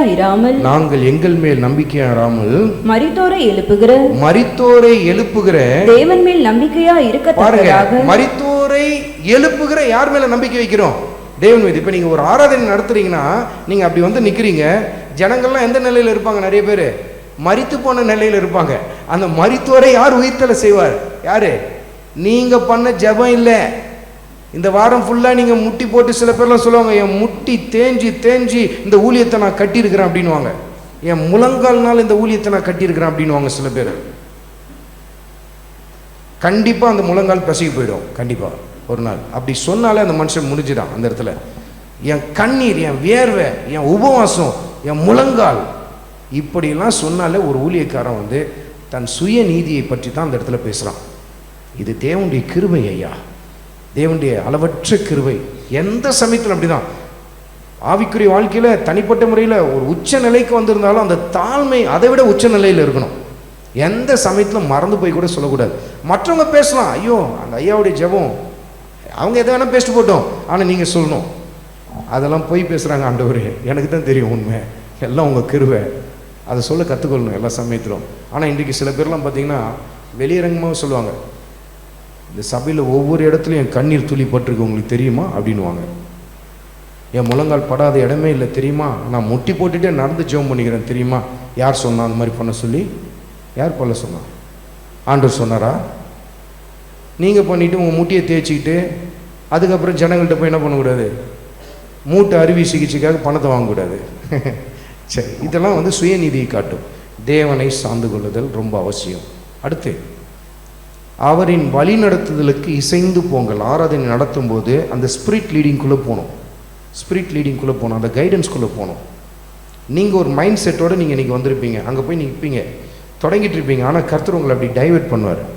இல்லை இன்றைக்கி இப்படி நடத்திட்டு போ அப்படின்னா அந்த அந்த போக்குக்கு போயிடணும், அந்த ஸ்பிரிட் லீடிங்குள்ளே போகணும். அந்த ஸ்பிரிட் லீடிங்குள்ளே நீங்கள் போகலன்னா, இது வந்து ஆரம்பத்திலே அது வந்து சாத்தியம் இல்லை. ஆரம்பத்தில் நீங்கள் எழுதி கொண்டு வந்த பாடல்களை தான் நீங்கள் பாடுவீங்க. அதான் நீங்கள் எழுதி கொண்டு வந்த பாடல்கள் நீங்கள் தனிப்பட்ட முறையில் எழுதின பாடல் இல்லை. இன்றைக்கி இந்த பாட்டு பாடலாம், இன்றைக்கி அந்த பாட்டு பாடலாம், நீங்கள் நோட் பண்ணிட்டு வந்திருப்பீங்க பார்த்தீங்களா, அந்த பாட்டை பாடலாம், தவறு இல்லை. தொடக்கத்திலே ஆண்டவர் வந்து எடுத்துலேயே உங்களை வந்து இந்த ஸ்பிரிட் லீடிங்குள்ளே வந்துரு அப்படின்னு மாட்டார், கொஞ்சம் கொஞ்சமாக கற்றுத்தந்து கொண்டே வருவார். நீங்கள் அதுதான் தனிப்பட்ட முறையில் நம்ம ஜெபிக்கும் போதே அந்த ஸ்பிரிட் லீடிங்கை நம்ம என்ன பண்ணுவோம், லேர்ன் பண்ண ஆரம்பிப்போம். அதை கர்த்தர் நமக்கு கற்றுத்தர ஆரம்பிப்பார். இப்படி தான் கர்த்தர் அவருடைய வழி நடத்துதலுக்கு என்ன பண்ணும், இசைந்து போக வேண்டும். வசனத்தில் வாசிங்க, கொரிந்தியருக்கு எழுதின நிருபத்தில் 6வது அதிகாரத்தில் 17வது வசனத்தில் வாசிங்க. அப்போஸ்தலனாகிய பவுல் கொரிந்தியருக்கு எழுதின நிருபத்தில் 6வது அதிகாரத்தில் 7வது வசனத்தில் வாசியுங்கள். அப்படியே கர்த்தரோடு இசைந்திருக்கிறவன், அப்படியே கர்த்தரோடு இசைந்திருக்கிறவன் அவருடனே ஒரே ஆவியா இருக்கிறான். ஒரே ஆவியா இருக்கான். இசைந்து போகணும், கர்த்தர் கூட இசைந்து போகணும். இன்னைக்கு நீங்கள் ஒரு மனநிலை வந்திருப்பீங்க, இன்னைக்கு எல்லாரையும் நன்றி சொல்ல வைக்கணும், அதுக்காக ப்ரிப்பேர் பண்ணிட்டு வந்திருப்பீங்க. ஆனால் அன்னைக்கு பார்த்து கர்த்தர் என்ன பண்ணார், இன்றைக்கி நன்றி இல்லை, இன்றைக்கி அர்ப்பணிக்கவே எல்லாரையும். ஐயோ ஆண்டவரே, நான் நன்றி சொல்ல தானே வந்தேன். நன்றியிலே நீங்கள் போனீங்கன்னா அன்றைக்கி ஆராதனை என்ன ஆகிடும், ஃப்ளாப் ஆகிடும். அந்த ஸ்பிரிட் லீடிங்குள்ளே போகணும். கர்த்தர் எப்படி நடத்துகிறாரோ அது எப்படி தான் முடியும். இப்போது நமக்கு ஃபோன் கால் வருது, ஃபோன் எடுத்து சில பேர் ஹலோ அப்படின்னு சொன்ன உடனே நம்ம ஐடென்டிஃபை பண்ணிடுறோம். சப்போஸ் அவங்க ஓப்பன் நம்பர்லேருந்து கால் பண்ணுறாங்கன்னு வச்சுங்க, உங்களுக்கு தெரிஞ்சவங்க. ஆனால் எடுப்புலேயே அவங்க ஹலோன்னு சொன்ன உடனே நீங்கள் யாருன்றதை ஐடென்டிஃபை பண்ணுறீங்க. என் ஒய்ஃப் பேசுகிறா, இல்லை என் ஹஸ்பண்ட் பேசுகிறாரு, இல்லை என் பொண்ணு பேசுகிறா, என் பையன் பேசுகிறான்னு கண்டுபிடிக்கிறீங்களே. எப்படி எதனால் கண்டுபிடிச்சிங்க? கேட்டு என்ன பண்ணியிருக்கீங்க, அந்த சத்தத்தை கேட்டு என்ன ஆயிடுச்சு, உங்கள் பாடி என்ன ஆயிடுச்சு, இசைந்து போயிடுச்சு. என் பொண்ணு இப்படி தான் பேசுவா, என் மனைவி இப்படி தான் கால் பண்ணுவா, டக்குன்னு உடனே சொல்லுப்பா சொல்லிடுறோம்ல. அதே போல தான் ஆவியில் ஆண்டவரோடு கூட இசைந்து போனோம்னா அந்த சத்தத்தை கேட்டு அவரோடு கூட நம்ம என்ன ஆகிடணும், இசைந்தாதான் அதை நம்ம என்ன பண்ண முடியும், அந்த ஸ்பிரிட் லீடிங்குள்ளே போக முடியும். அது ரொம்ப முக்கியம். அதனால்தான் கர்த்தரோடு கூட இசைந்து இருக்கிறவன் என்று சொல்லி எழுதப்பட்டிருக்கிறது. அடுத்து, முழு கவனம், உங்களுடைய முழு கவனமும் ஆராதனை மேலே மாத்திரம்தான் இருக்கணும். ஏன் தெரியுமா, நிறைய டிஸ்ட்ராக்ஷன்ஸ் வரும். என்னென்ன டிஸ்ட்ராக்ஷன்லாம் கொஞ்சம் பார்க்கலாம். முழு கவனம் ஆராதனையில் தான் இருக்கணும். ஃபஸ்ட் நிறைய டிஸ்ட்ராக்ஷன்ஸ் வரும். ஃபஸ்ட்டு சில பேர் என்ன பண்ணுவாங்க, நீங்கள் ஆராதனை தொடங்கும் போதே ஒருத்தர் என்ன பண்ணிட்டு இருப்பாங்க, நல்லா தூங்கின்னு இருப்பாங்க. நீங்கள் அவங்கள எழுப்புறதுக்காகவே யாரும் தூங்கக்கூடாது, எழுந்து துதியுங்கள், நன்றாய் துதியுங்கள், அவங்களே ஃபோக்கஸ் பண்ணிட்டு இருந்தீங்கன்னா முழிச்சிட்டு இருந்தவங்களாம் தூங்க ஆரம்பிச்சிடுவாங்க. டிஸ்ட்ராக்ஷன்ஸ் வரும். தூங்குகிறவர்கள் சில பேர் எப்படி இருப்பாங்க, மந்தமாக வந்துட்டுருவாங்க. போராடாதீங்க, அவங்கள எழுப்புறதுக்காக போராடாதீங்க. நீங்கள் ஃபோக்கஸ் பண்ணுங்கள் ஒர்ஷிப்பில். சில பேர் ரொம்ப மந்தமாக தான் இருப்பாங்க, மந்தமாகவே போவாங்க. நம்ம ஒன்றும் பண்ண முடியாது. அவங்களை நீங்கள் உற்சாகப்படுத்தணும்னா நீங்கள் ஒன்று தான் செய்யணும். என்ன செய்யணும் தெரியுமா, என் ஆத்மாவே கர்த்தரை ஸ்தோத்திரி, அதை சொன்னால் தான் அவங்க உற்சாகம் ஆவாங்க. அதுக்காக நீ அதை சொல்ல முடியுமா? முடியாது. அப்போ அது மேலே நீங்கள் ஃபோக்கஸ் பண்ணிங்கன்னா டைவர்ட் ஆகிடுவீங்க. அடுத்து நீங்கள் என்ன போகணுன்றது, இப்போ துதிச்சு கொண்டு இருந்தோம், நம்ம அடுத்து ஒரு பாட்டு பண்ணணும்னு நினச்சிருப்பீங்க, அது ஆண்டவர் உங்களுக்கு கொடுத்துருப்பாரு, அதை நீங்கள் விட்டுருவீங்க, அந்த இடத்துல மிஸ் பண்ணிவிடுவீங்க. சில பேர் மந்தமாக இருப்பாங்க, சில பேர் எதையுமே செய்ய மாட்டாங்க. கைகளை உயர்த்தி ஆராதிப்போன்னா அவங்க கையை தூக்க மாட்டாங்க. முழங்கால் படிக்கிட்டு ஆராதிங்கனாலும் முழங்கால் படிக்கிட மாட்டாங்க. நீங்கள் அவங்கள முட்டி போட வைக்கிற வரல நீ விட மாட்டேன், முட்டி போடு நீங்கள் சொல்லிட்டு இருந்தீங்கன்னா அதுக்குள்ளே நேரம் ஓடி போயிடும். ஒருவேளை அவன் மூட்டு வலியோட வந்திருப்பான், உங்களுக்கு தெரியாது, அதனால முட்டி போடாமல் வந்திருக்கலாம். ஆனால் நீங்கள் என்ன நினைக்கிறேன், ஒருமனப்பட மாட்டாங்க பார்த்தீங்களா அப்படின்னு நீங்கள் நினைப்பீங்க. We must try to understand the congregation situations. அவங்க என்ன நிலையில் இருக்கிறாங்கன்றத நம்ம முதல்ல புரிந்து கொள்ள கற்றுக்கொள்ளணும். அதை கற்றுக்கொள்ளாமல் சும்மா சவுக்கத்தை அடிச்சுட்டு இருக்கக்கூடாது. அன்றைக்கி ஒருவேளை அவங்க வந்து ரொம்ப பலகீனத்தில் வந்திருப்பாங்க சபைக்கு, அவங்கள முட்டி போட வைக்கிறது தான் உங்களுக்கு சாதனையாக இருக்கக்கூடாது. அந்த இடத்துல ஃப்ளாப் ஆகிடும். அந்த இடத்துல என்ன அடுத்து பாருங்கள், இசை வாசிப்போர் உங்கள் கவனத்தை நிறைய டைமில் என்ன பண்ணுவாங்க, டைவெர்ட் பண்ணுவாங்க. நீங்கள் ஒரு கார்டு பிடிக்க சொன்னால் அவங்க ஒன்று பிடிப்பாங்க, அல்லது ஒருவேளை அவங்களுக்கு தெரியாமல் இருக்கலாம், அந்த இடத்துல தப்பு கூட பண்ணிடலாம். ஆனால் டைவெர்ட் ஆகிடக்கூடாது. ரொம்ப முக்கியம் ஆடியோ சிஸ்டம். ஏமா ஜம்ப் பண்ணிட்டேன், ஜான் அங்கிள் வேணான்னு சொல்லிட்டாரா? ஆடியோ சிஸ்டம் என்ன பண்ணும், திடீர்னு அப்படின்னு ஒரு சத்தம் கொடுக்கும், திடீர்னு எக்கோ ஆகும். இதெல்லாம் பார்த்துட்டு என்ன பண்ணக்கூடாது, டைவெர்ட் ஆகிடக்கூடாது. நீங்கள் அப்படி அவரை பார்த்துட்டு அப்படி இருந்தால் நீங்கள் என்ன ஆகிடுவீங்க, டைவெர்ட் ஆகிடுவீங்க. ஒர்ஷிப் விட்டு அப்படி டிவைட் ஆகிடுவீங்க. சில பேர் வந்துட்டு போயிட்டுருப்பாங்க, சில பேர் எதையுமே செய்ய மாட்டாங்க. அது மேலெல்லாம் கவனம் வைக்காதீங்க. உங்கள் முழு கவனம் ஆராதனையை என்ன பண்ணணும், நல்ல முறையில் நடத்தணும். கர்த்தர் நமக்கு என்ன சொல்கிறாரோ அதை ரிசீவ் பண்ணி அப்படி என்ன பண்ணணும், நடத்தணும். இது ஒரு முறை நடந்தது பாருங்கள். நான் அப்பொழுது ஒரு சபையில் வந்து விசுவாசியாக இருக்கிறேன். அந்த சபையின் போதகருடைய மருமகன் அன்றைக்கு ஆராதனை நடத்துகிறார். நல்ல ஒரு பெரிய போதகர், அவருடைய மருமகன் அன்றைக்கு ஆராதனை நடத்துகிறார். ஃபஸ்ட் டைம் அவர் அந்த சபைக்கு வந்திருக்கிறாரு. கொஞ்சம் ஓரளவுக்கு பரிச்சயமானவர் தான். அவர் வந்து ஆராதனை நடத்துகிறார். அப்போ பார்த்தீங்கன்னா ஒரு ஸ்டாண்ட் மைக் தான் இருக்கும் எல்லாருக்குமே. 3 பேர் நின்று பாட்டு பாடுவாங்க. அதில் நடுவில் அவர் நின்று பாட்டு பாடினார், இன்னும் 2 பேர் சைடில் நின்று பாடினாங்க. திடீர்னு இவர் என்ன பண்ணார், ஆராதனை நடத்தி கொண்டே இருந்தவர் என்ன பண்ணார், எல்லாருடைய மைக்கை தூக்கி அப்படி மேலே தூக்கி விட்டார். அந்த சத்தம் கேட்கக்கூடாது, பட்டு பட்டுன்னு தூக்கி விட்டார். அடுத்து இன்ஸ்ட்ருமெண்ட் வாசிக்கிறாங்களா, ஸ்டாப் பண்ண அப்படின்ட்டார். இன்ஸ்ட்ரக்ஷன் பயங்கரமாக, ஸ்டாப் பண்ண. ஆராதனையே ஸ்டாப் ஆயிடுச்சு. அன்றைக்கி யாருமே சரியாக ஆராதிக்கணும். என்ன பண்ணுறாரு இவர் வந்து, இதை பண்ணாத அதை பண்ணாதன்றாரு, ஒர்ஷிப்பே பண்ண மாட்டார். ஆனால் கடைசியில் டோட்டல் ஃப்ளாப். ஆனால் ரொம்ப நல்லா பாட்டு பாடுற மனுஷன், உண்மையாலுமே நல்லாவே ஆராதிக்கிற மனுஷன் தான். ஆனால் அன்றைக்கி வந்து என்ன ஆயிடுச்சுன்னா, இந்த தேவையில்லாத சில காரியங்கள் செய்ததுனால அப்படியே ஃப்ளாப் ஆயிடுச்சு. பேரை சொல்ல நான் விரும்பலை, நமக்கு ரொம்ப அருகில் இருக்கிற ஒரு சபை தான் அது சொல்ல நான் விரும்பலை. அப்போ இப்படிப்பட்ட இன்ஸ்ட்ரக்ஷன்ஸ் நம்ம கொடுத்துக்கிட்டு தேவையில்லாத காரியங்களை நம்ம டைவெர்ட் ஆகிட்டு இருந்தோம்னா, நம்ம ஃபோக்கஸ் பண்ணி போக வேண்டிய காரியத்தை விட்டு என்ன பண்ணிவிடுவோம், மிஸ் பண்ணிவிடுவோம். அது ரொம்ப முக்கியம், ரொம்ப முக்கியம்.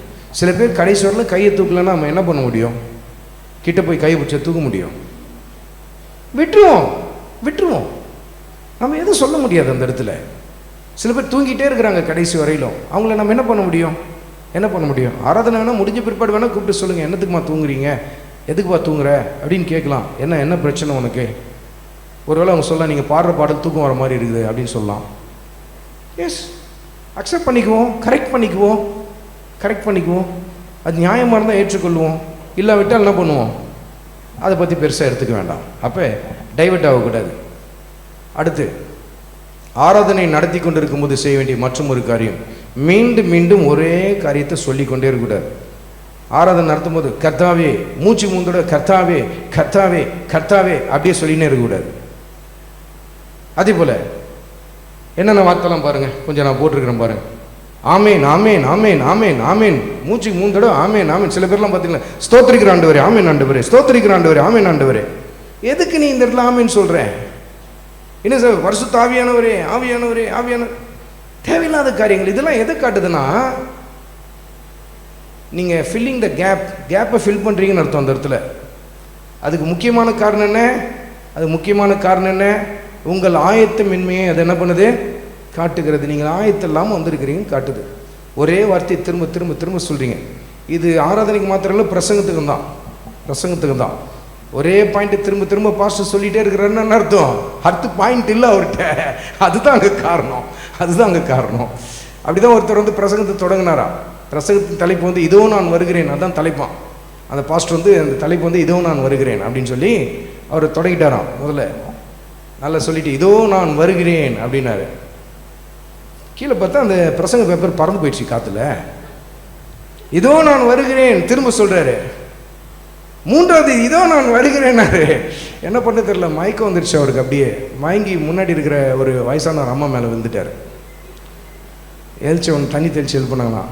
அம்மா மன்னிச்சிக்குமா. அப்போ அந்த பாட்டி சொன்னாங்களா, இல்லை பாஸ்டர் நீங்கள் தான் இதோ நான் வருகிறேன் நான் தான் கவனிக்காமல் தள்ளி உட்காராமல் போயிட்டேன் அப்படின்னாங்களாம்.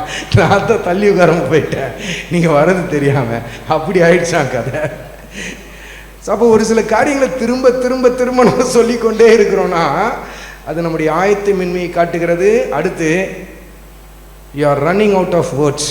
என்ன வார்த்தை சொல்லி துதிக்கிறதுன்னு உங்களுக்கு தெரியல. என் கோட்டையே என் கோட்டையே என் கோட்டையேன்னு இப்படியே சொல்லிட்டு இருந்தா என்ன ஆகும்? சொல்லுங்க, நீங்க யோசிங்க. என் அரணே யெகோவா ஈரே இதே தான் வந்துட்டே இருக்கு. அப்பா எத்தனையோ இருக்கு ஐயா, ஏன் அப்போ உனக்கு தெரியல? ஏன்னா நீ தனிப்பட்ட முறையில் என்ன பண்ணல, ஆராதிக்கல. நீ ஆராதிக்காம போனதுனால தான் இங்க வந்து என்ன பண்ற. சில பேர் சரியான அந்த முறையில் இல்லாமல் யெகோவா நிசியன்றதுக்கு யெகோவா மிசியன்னு சொல்லியிருக்கிறாங்க. அப்போ என்ன படிச்ச அவங்களுக்கு தனிப்பட்ட முறையில் என்ன பண்ணல, ப்ராக்டிஸ் பண்ணல. அது மிசியான்னு அவங்களுக்கு என்ன பண்ணல தெரியல. அதுதான் அந்த இடத்துல ஃப்ளாப் ஆயிடுச்சு இல்லை? அதனால இந்த ஃபில்லிங் த கேப்லாம் அந்த இடத்துல இருக்கக்கூடாது. அடுத்து ஸோ இந்த காரியங்கள் எல்லாம் நாம் தனிப்பட்ட முறையில் பார்க்க வேண்டியது. இதெல்லாம் என்ன நான் தனிப்பட்ட முறையில் ஆயத்தப்படுத்த வேண்டிய காரியங்கள். இப்போ அடுத்து பார்க்க போகிறது என்னன்னா, சபையை எப்படி ஆயத்தப்படுத்துதல், ஆராதனைக்கு சபை எப்படி ஆயத்தப்படுத்துதல். என்னால் வந்து ஸ்லைட்ஸ் ப்ரிப்பேர் பண்ண முடியல, வேகமாக சொல்லிக்கிறேன், நோட் பண்ணிக்கோங்க. ஃபஸ்ட், உங்கள் ட்ரெஸ் கோட் ரொம்ப முக்கியம். ஆராதனை நடத்துவர்களாக இருந்தாலும் சரி, தேவ செய்தியை கொடுக்குறவங்களாக இருந்தாலும் சரி, எந்த ஊழியத்தில் பங்கெடுக்கிறவங்களாக இருந்தாலும் சரி, உங்கள் ட்ரெஸ் கோட் ரொம்ப முக்கியம். டிரான்ஸ்பரண்ட்டான ட்ரெஸ்ஸஸ் போடக்கூடாது. உங்களுடைய உள்ளாடைகள் தெரிகிற மாதிரி போடக்கூடாது. இது ஆண்களுக்கும் சரி பெண்களுக்கும் சரி சேர்த்து தான். டிரான்ஸ்பரண்ட்டான ட்ரெஸ்ஸஸ் போடக்கூடாது.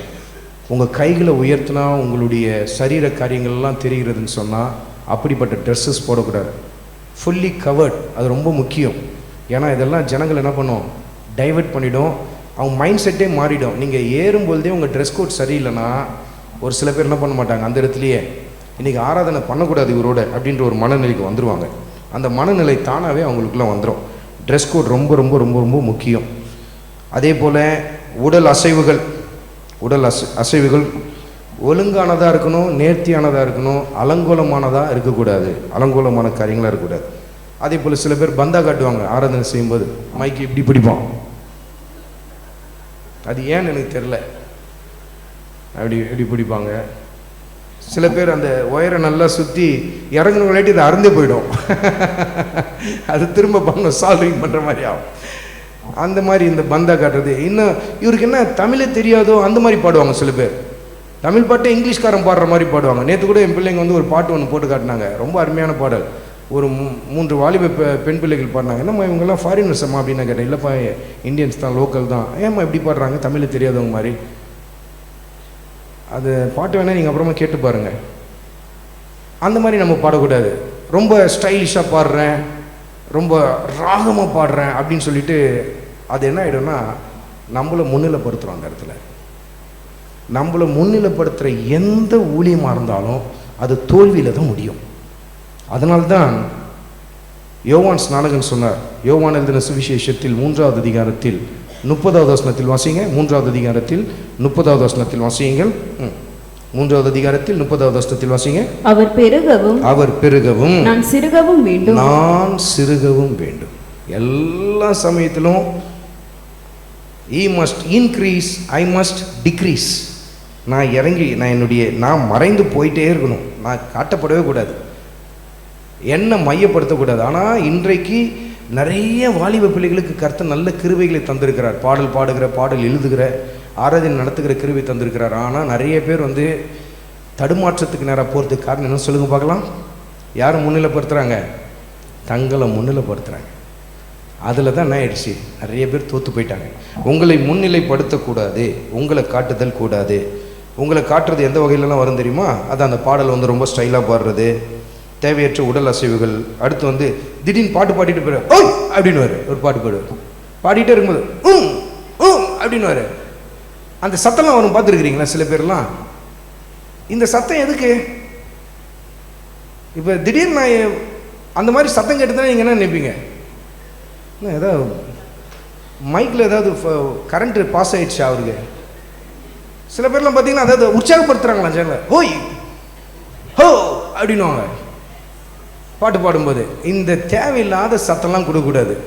இந்த தேவையில்லாத சத்தம்லாம் என்ன பண்ணிடணுங்க, அடங்கிடணும். அதே போல் இந்த காரியங்கள்லாம் என்ன ஆகிடும்னா பரியாசத்துக்கு இடமாய் மாற்றப்பட்டு விடும். அப்போ அந்த ஆராதனை என்ன ஆகிடும்னா உங்களை காட்டுறதுனால சில சமயத்தில் ஏற்றுக்கொள்வாங்க. சில பேர் உங்களை காட்டும்போது யாரெல்லாம் ஏற்றுக்கொள்வாங்கன்னா, உங்களை நீங்கள் காட்டுறீங்க நல்லா தெரியுது, பந்தா காட்டுறீங்க நல்லா தெரியுது, ஆனாலும் சில பேர் ஏற்றுக்கொள்வாங்க. யார் தெரியுமா ஏற்றுக்கொள்வா? தேவனை விட உங்களை அதிகமாக நேசிக்கிறவர்கள் அதை ஏற்றுக்கொள்வாங்க. கர்த்தரை விட யார் அதிகமாக நேசிக்கிறவங்க? அவங்க அந்த கன்சர்ன் பர்சனை தான் அதிகமாக நேசிக்கிறாங்க. அதுதான் காரணம். அவங்க என்ன தப்பு பண்ணால் கூட அதை பெருசாக எடுத்துக்க மாட்டாங்க. ஏன்னா அவங்களுக்கு கர்த்தரை விட யார் மேலே தான் நேசம் ஜாஸ்தி? அந்த ஆட்கள் மீது தான். இரண்டாவது, யார் ஏற்றுக்கொள்வார்கள் என்று சொன்னால், இன்னும் நல்ல ஆவிக்குரிய வாழ்க்கையில் வளர்ந்தவர்கள் ஏற்றுக்கொள்வாங்க. எதுக்காக ஏற்றுக்கொள்வாங்கன்னா, சரி தம்பி பொண்ணு தெரியாமல் பண்ணுறா, போ கற்றுக்குவா, இதெல்லாம் தொடக்கத்தில் இப்படி தான் இருக்கும், இந்த துள்ளல்லாம் அதிகமாக இருக்கும், போ அடங்கிடும், அதெல்லாம் பக்குவப்படும் பிள்ளை. அந்த ஆவிக்குரிய முதிர்ச்சியில் இருக்கிறவங்க அதை ஏற்றுக்கொள்வாங்க. இன்னும் ஒரு கூட்டமும் ஏற்றுக்கொள்ளும். ஒன்றுமே தெரியாத ஒரு கூட்டம் ஏற்றுக்கொள்ளும். ஆராதனைனா என்னென்னு தெரியாத கூட்டம் என்ன பண்ணிடும், இவர் ஓயின்னா அது என்ன பண்ணும், ஓயின்னு கூட்டம் கத்த ஆரம்பிக்கும். இதெல்லாம் நம்ம பார்த்துருக்குறோம். இன்றைக்கு இதெல்லாம் எடுத்து நிறைய வீடியோ கிளிப்ஸில் எடுத்து போடுறாங்க. கத்துற மாதிரியே ஜனங்களும் கத்த வைக்கிறது. இந்த காரியங்களெல்லாம் என்ன செய்யணும்னா நம்மை காட்டுகிற ஒரு காரியமாய் மாறிவிடும். இதையெல்லாம் ஆராதனையில் ஒரு பெரிய குளறுபடிகளை கொண்டு வரும், பெரிய குளறுபடியை கொண்டு வரும். அடுத்து மூன்றாவது, அதாவது காங்கிரிகேஷன் ஆயத்தப்படுத்துறதுல உங்களோடு கூட சேர்ந்து ஜனங்கள் ஆராதிக்க வேண்டும் என்று சொன்னால் நீங்கள் செலக்ட் பண்ணுற பாடல்கள் ரொம்ப முக்கியம். ஜனங்களுக்கு தெரியாத பாடலை என்ன பண்ணக்கூடாது, பாடக்கூடாது. உங்களுக்கு தெரியாத பாடலும் பாடக்கூடாது. ரொம்ப முக்கியம். உங்களுக்கே சரியாக தெரியல அந்த பாட்டு, அதை போய் என்ன பண்ணாதீங்க, அங்கே ட்ரை பண்ணாதீங்க. அங்கே போய் ட்ரை பண்ணால் வந்துடும் அப்படின்னு நினைக்கிறீங்க. நீங்கள் ட்ரை பண்ணுறதுக்கு அது ஒன்றும் என்ன இல்லை, ட்ரையல் ரூம் இல்லை. அது ஒன்றும் ட்ரையல் ரூம் இல்லை. கர்த்தருக்கு ஆராதனை செய்கிறோம், அந்த பயபக்தி நமக்குள்ளே இருக்கணும். அப்போ உங்களுக்கு தெரியாத எந்த பாடலையும் நீங்கள் பாடக்கூடாது. அதே போல் ஜனங்களுக்கு தெரியாத பாடலாம் பாடிக்கொண்டு இருந்து ஜனங்களை சேர்ந்து பாடுவாங்கன்னா எப்படி தெரியும்? இன்றைக்கி தான் அவங்க புதுசாக அந்த பாட்டே கேட்குறாங்க. அப்போ எப்படி பாடுவாங்க அவங்க, சொல்லுங்கள் பார்க்கலாம். அப்போ உடனே என்ன பண்ணக்கூடாது, ஜனங்க ஒத்துழைக்கவே மாட்டுறாங்க, ஜனங்களுக்கு ஒரு மனமே இல்லை, அப்படி சொல்லக்கூடாது. பிரச்சனை யார் பக்கத்தில் இருக்கு? நம்ம பக்கத்தில் இருக்கு. ஜனங்களை போய் அந்த இடத்துல என்ன பண்ணக்கூடாது, வறுத்தெடுக்கக்கூடாது.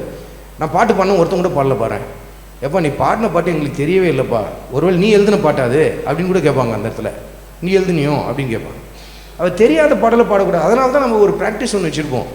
ஆராதனையில் ஒரு பாடலை பாடுறதுக்கு முன்பாக பாடல் வேலையில் ஒரு சில வாரங்கள் அந்த பாடலை நம்ம என்ன பண்ணியிருப்போம், பாடியிருப்போம். பார்த்துருக்கிறீங்களா?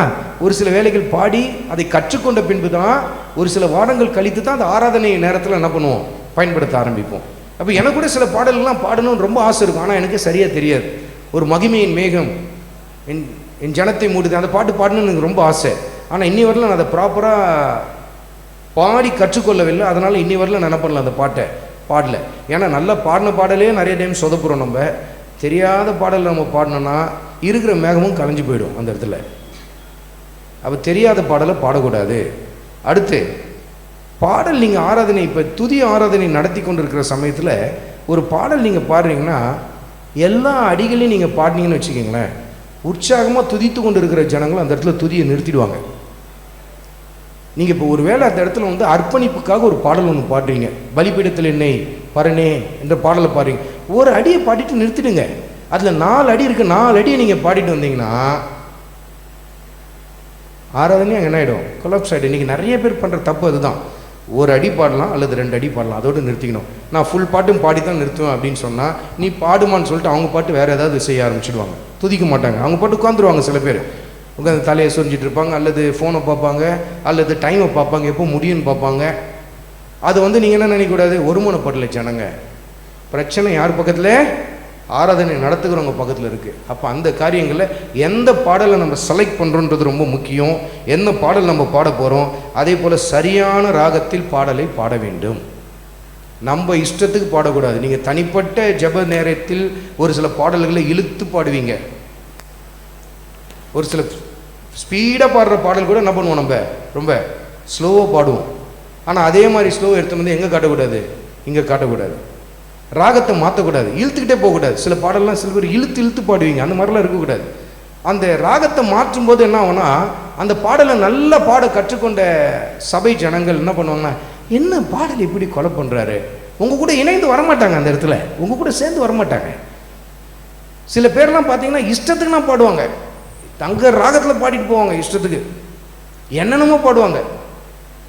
இது ஃபாதர் எழுதின பாட்டான்னு நம்மளுக்கு தெரியாது, ஆனால் அந்த சிஸ்டர் வேறு ராகத்தில் பாடிட்டு இருப்பாங்க அவங்க.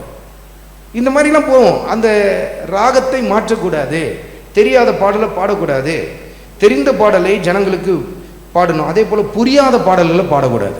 சில பாடலாம் புரியவே புரியாது, சில பாடலாம் புரியவே புரியாது.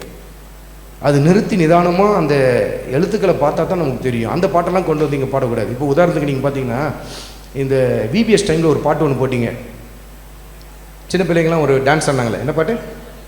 அசத்திர அன்போடு மண்ணில் வந்தார். ரொம்ப நல்ல பாட்டு தான். இப்போ அந்த பாட்டை நான் வந்து இப்போ பாடினேன்னா என்ன ஆகும்? ஆராதனை டைமில் என்ன பாடுறாரு பாஸ்டரு, என்ன அந்த பாடல் வந்து இன்னைய வரலையும் மைண்டில் தங்கல. ஆனால் கேட்கறதுக்கு நல்லா தான் இருக்கும், ஆனால் பாடுறதுக்கு நல்லா இருக்காது. ஆனால் ஜனங்கள் என்ன பண்ண முடியாது, ஆராதனையில் நடத்தி கொண்டு போக முடியாது. அப்போ புரியாத பாடல்களை பாடக்கூடாது, புரியாத பாடல்களை பாடக்கூடாது. ரொம்ப நல்ல குரல் வளத்தை நீங்கள் டெவலப் பண்ணோன்னா, நீங்கள் தனிப்பட்ட முறையில் ஜெப நேரத்தில் பாடல்களை பாட வேண்டும். அப்போ உங்கள் குரல் எப்படி இருந்தாலும் சரி, அதெல்லாம் கொஞ்சம் கொஞ்சமாக டியூன் ஆகும், மாறும். அப்போ ஆண்டவர் வந்து பாடாத நல்லா இல்லை அப்படின்னு சொல்ல மாட்டார், வேறு மாதிரி நீ பாடுற அப்படின்னு சொல்ல மாட்டார். நீங்களே அதை உணர்ந்து கொள்ள ஆரம்பிப்பீங்க. அந்த இடத்துல புரியாத பாடல்கள் அதெல்லாம் இருக்கக்கூடாது. அதே போல் ஆராதனை நடத்தும்போது ஜனங்களை திட்டுறது கூடாது. எவ்வளோ சொல்கிறேன், என்ன கேட்க மாட்டேன், கண்ணை திறந்து கொட்ட கொட்ட பார்த்துட்டு இருக்கிறீங்க, எல்லாம் வாயை திற, கண்ணை மூடு. இந்த ஒருமையில் பேசுகிறதெல்லாம் என்ன பண்ணக்கூடாது என்றைக்குமே. இன்றைக்கி சில ஊழியக்காரங்க சபை ஜனங்களை ரொம்ப இழிவாக நடத்துகிறாங்க, ரொம்ப இழிவாக நடத்துகிறாங்க. அப்போ ஒரு ரகசியத்தை மறந்துட்டாங்க. என்ன, தான் ஊழியக்காரன் என்ற ஒரு இதை மறந்துட்டு தன்னை என்ன யாரை காட்டுறாங்க, தன்னை எஜமானனாய் தன்னை காட்டுகிறார்கள், எஜமானனாய் காட்டுகிறார்கள். அப்போ சில சமயத்தில் போட்டு திட்டி கொண்டு இருப்பாங்க ஜனங்களை.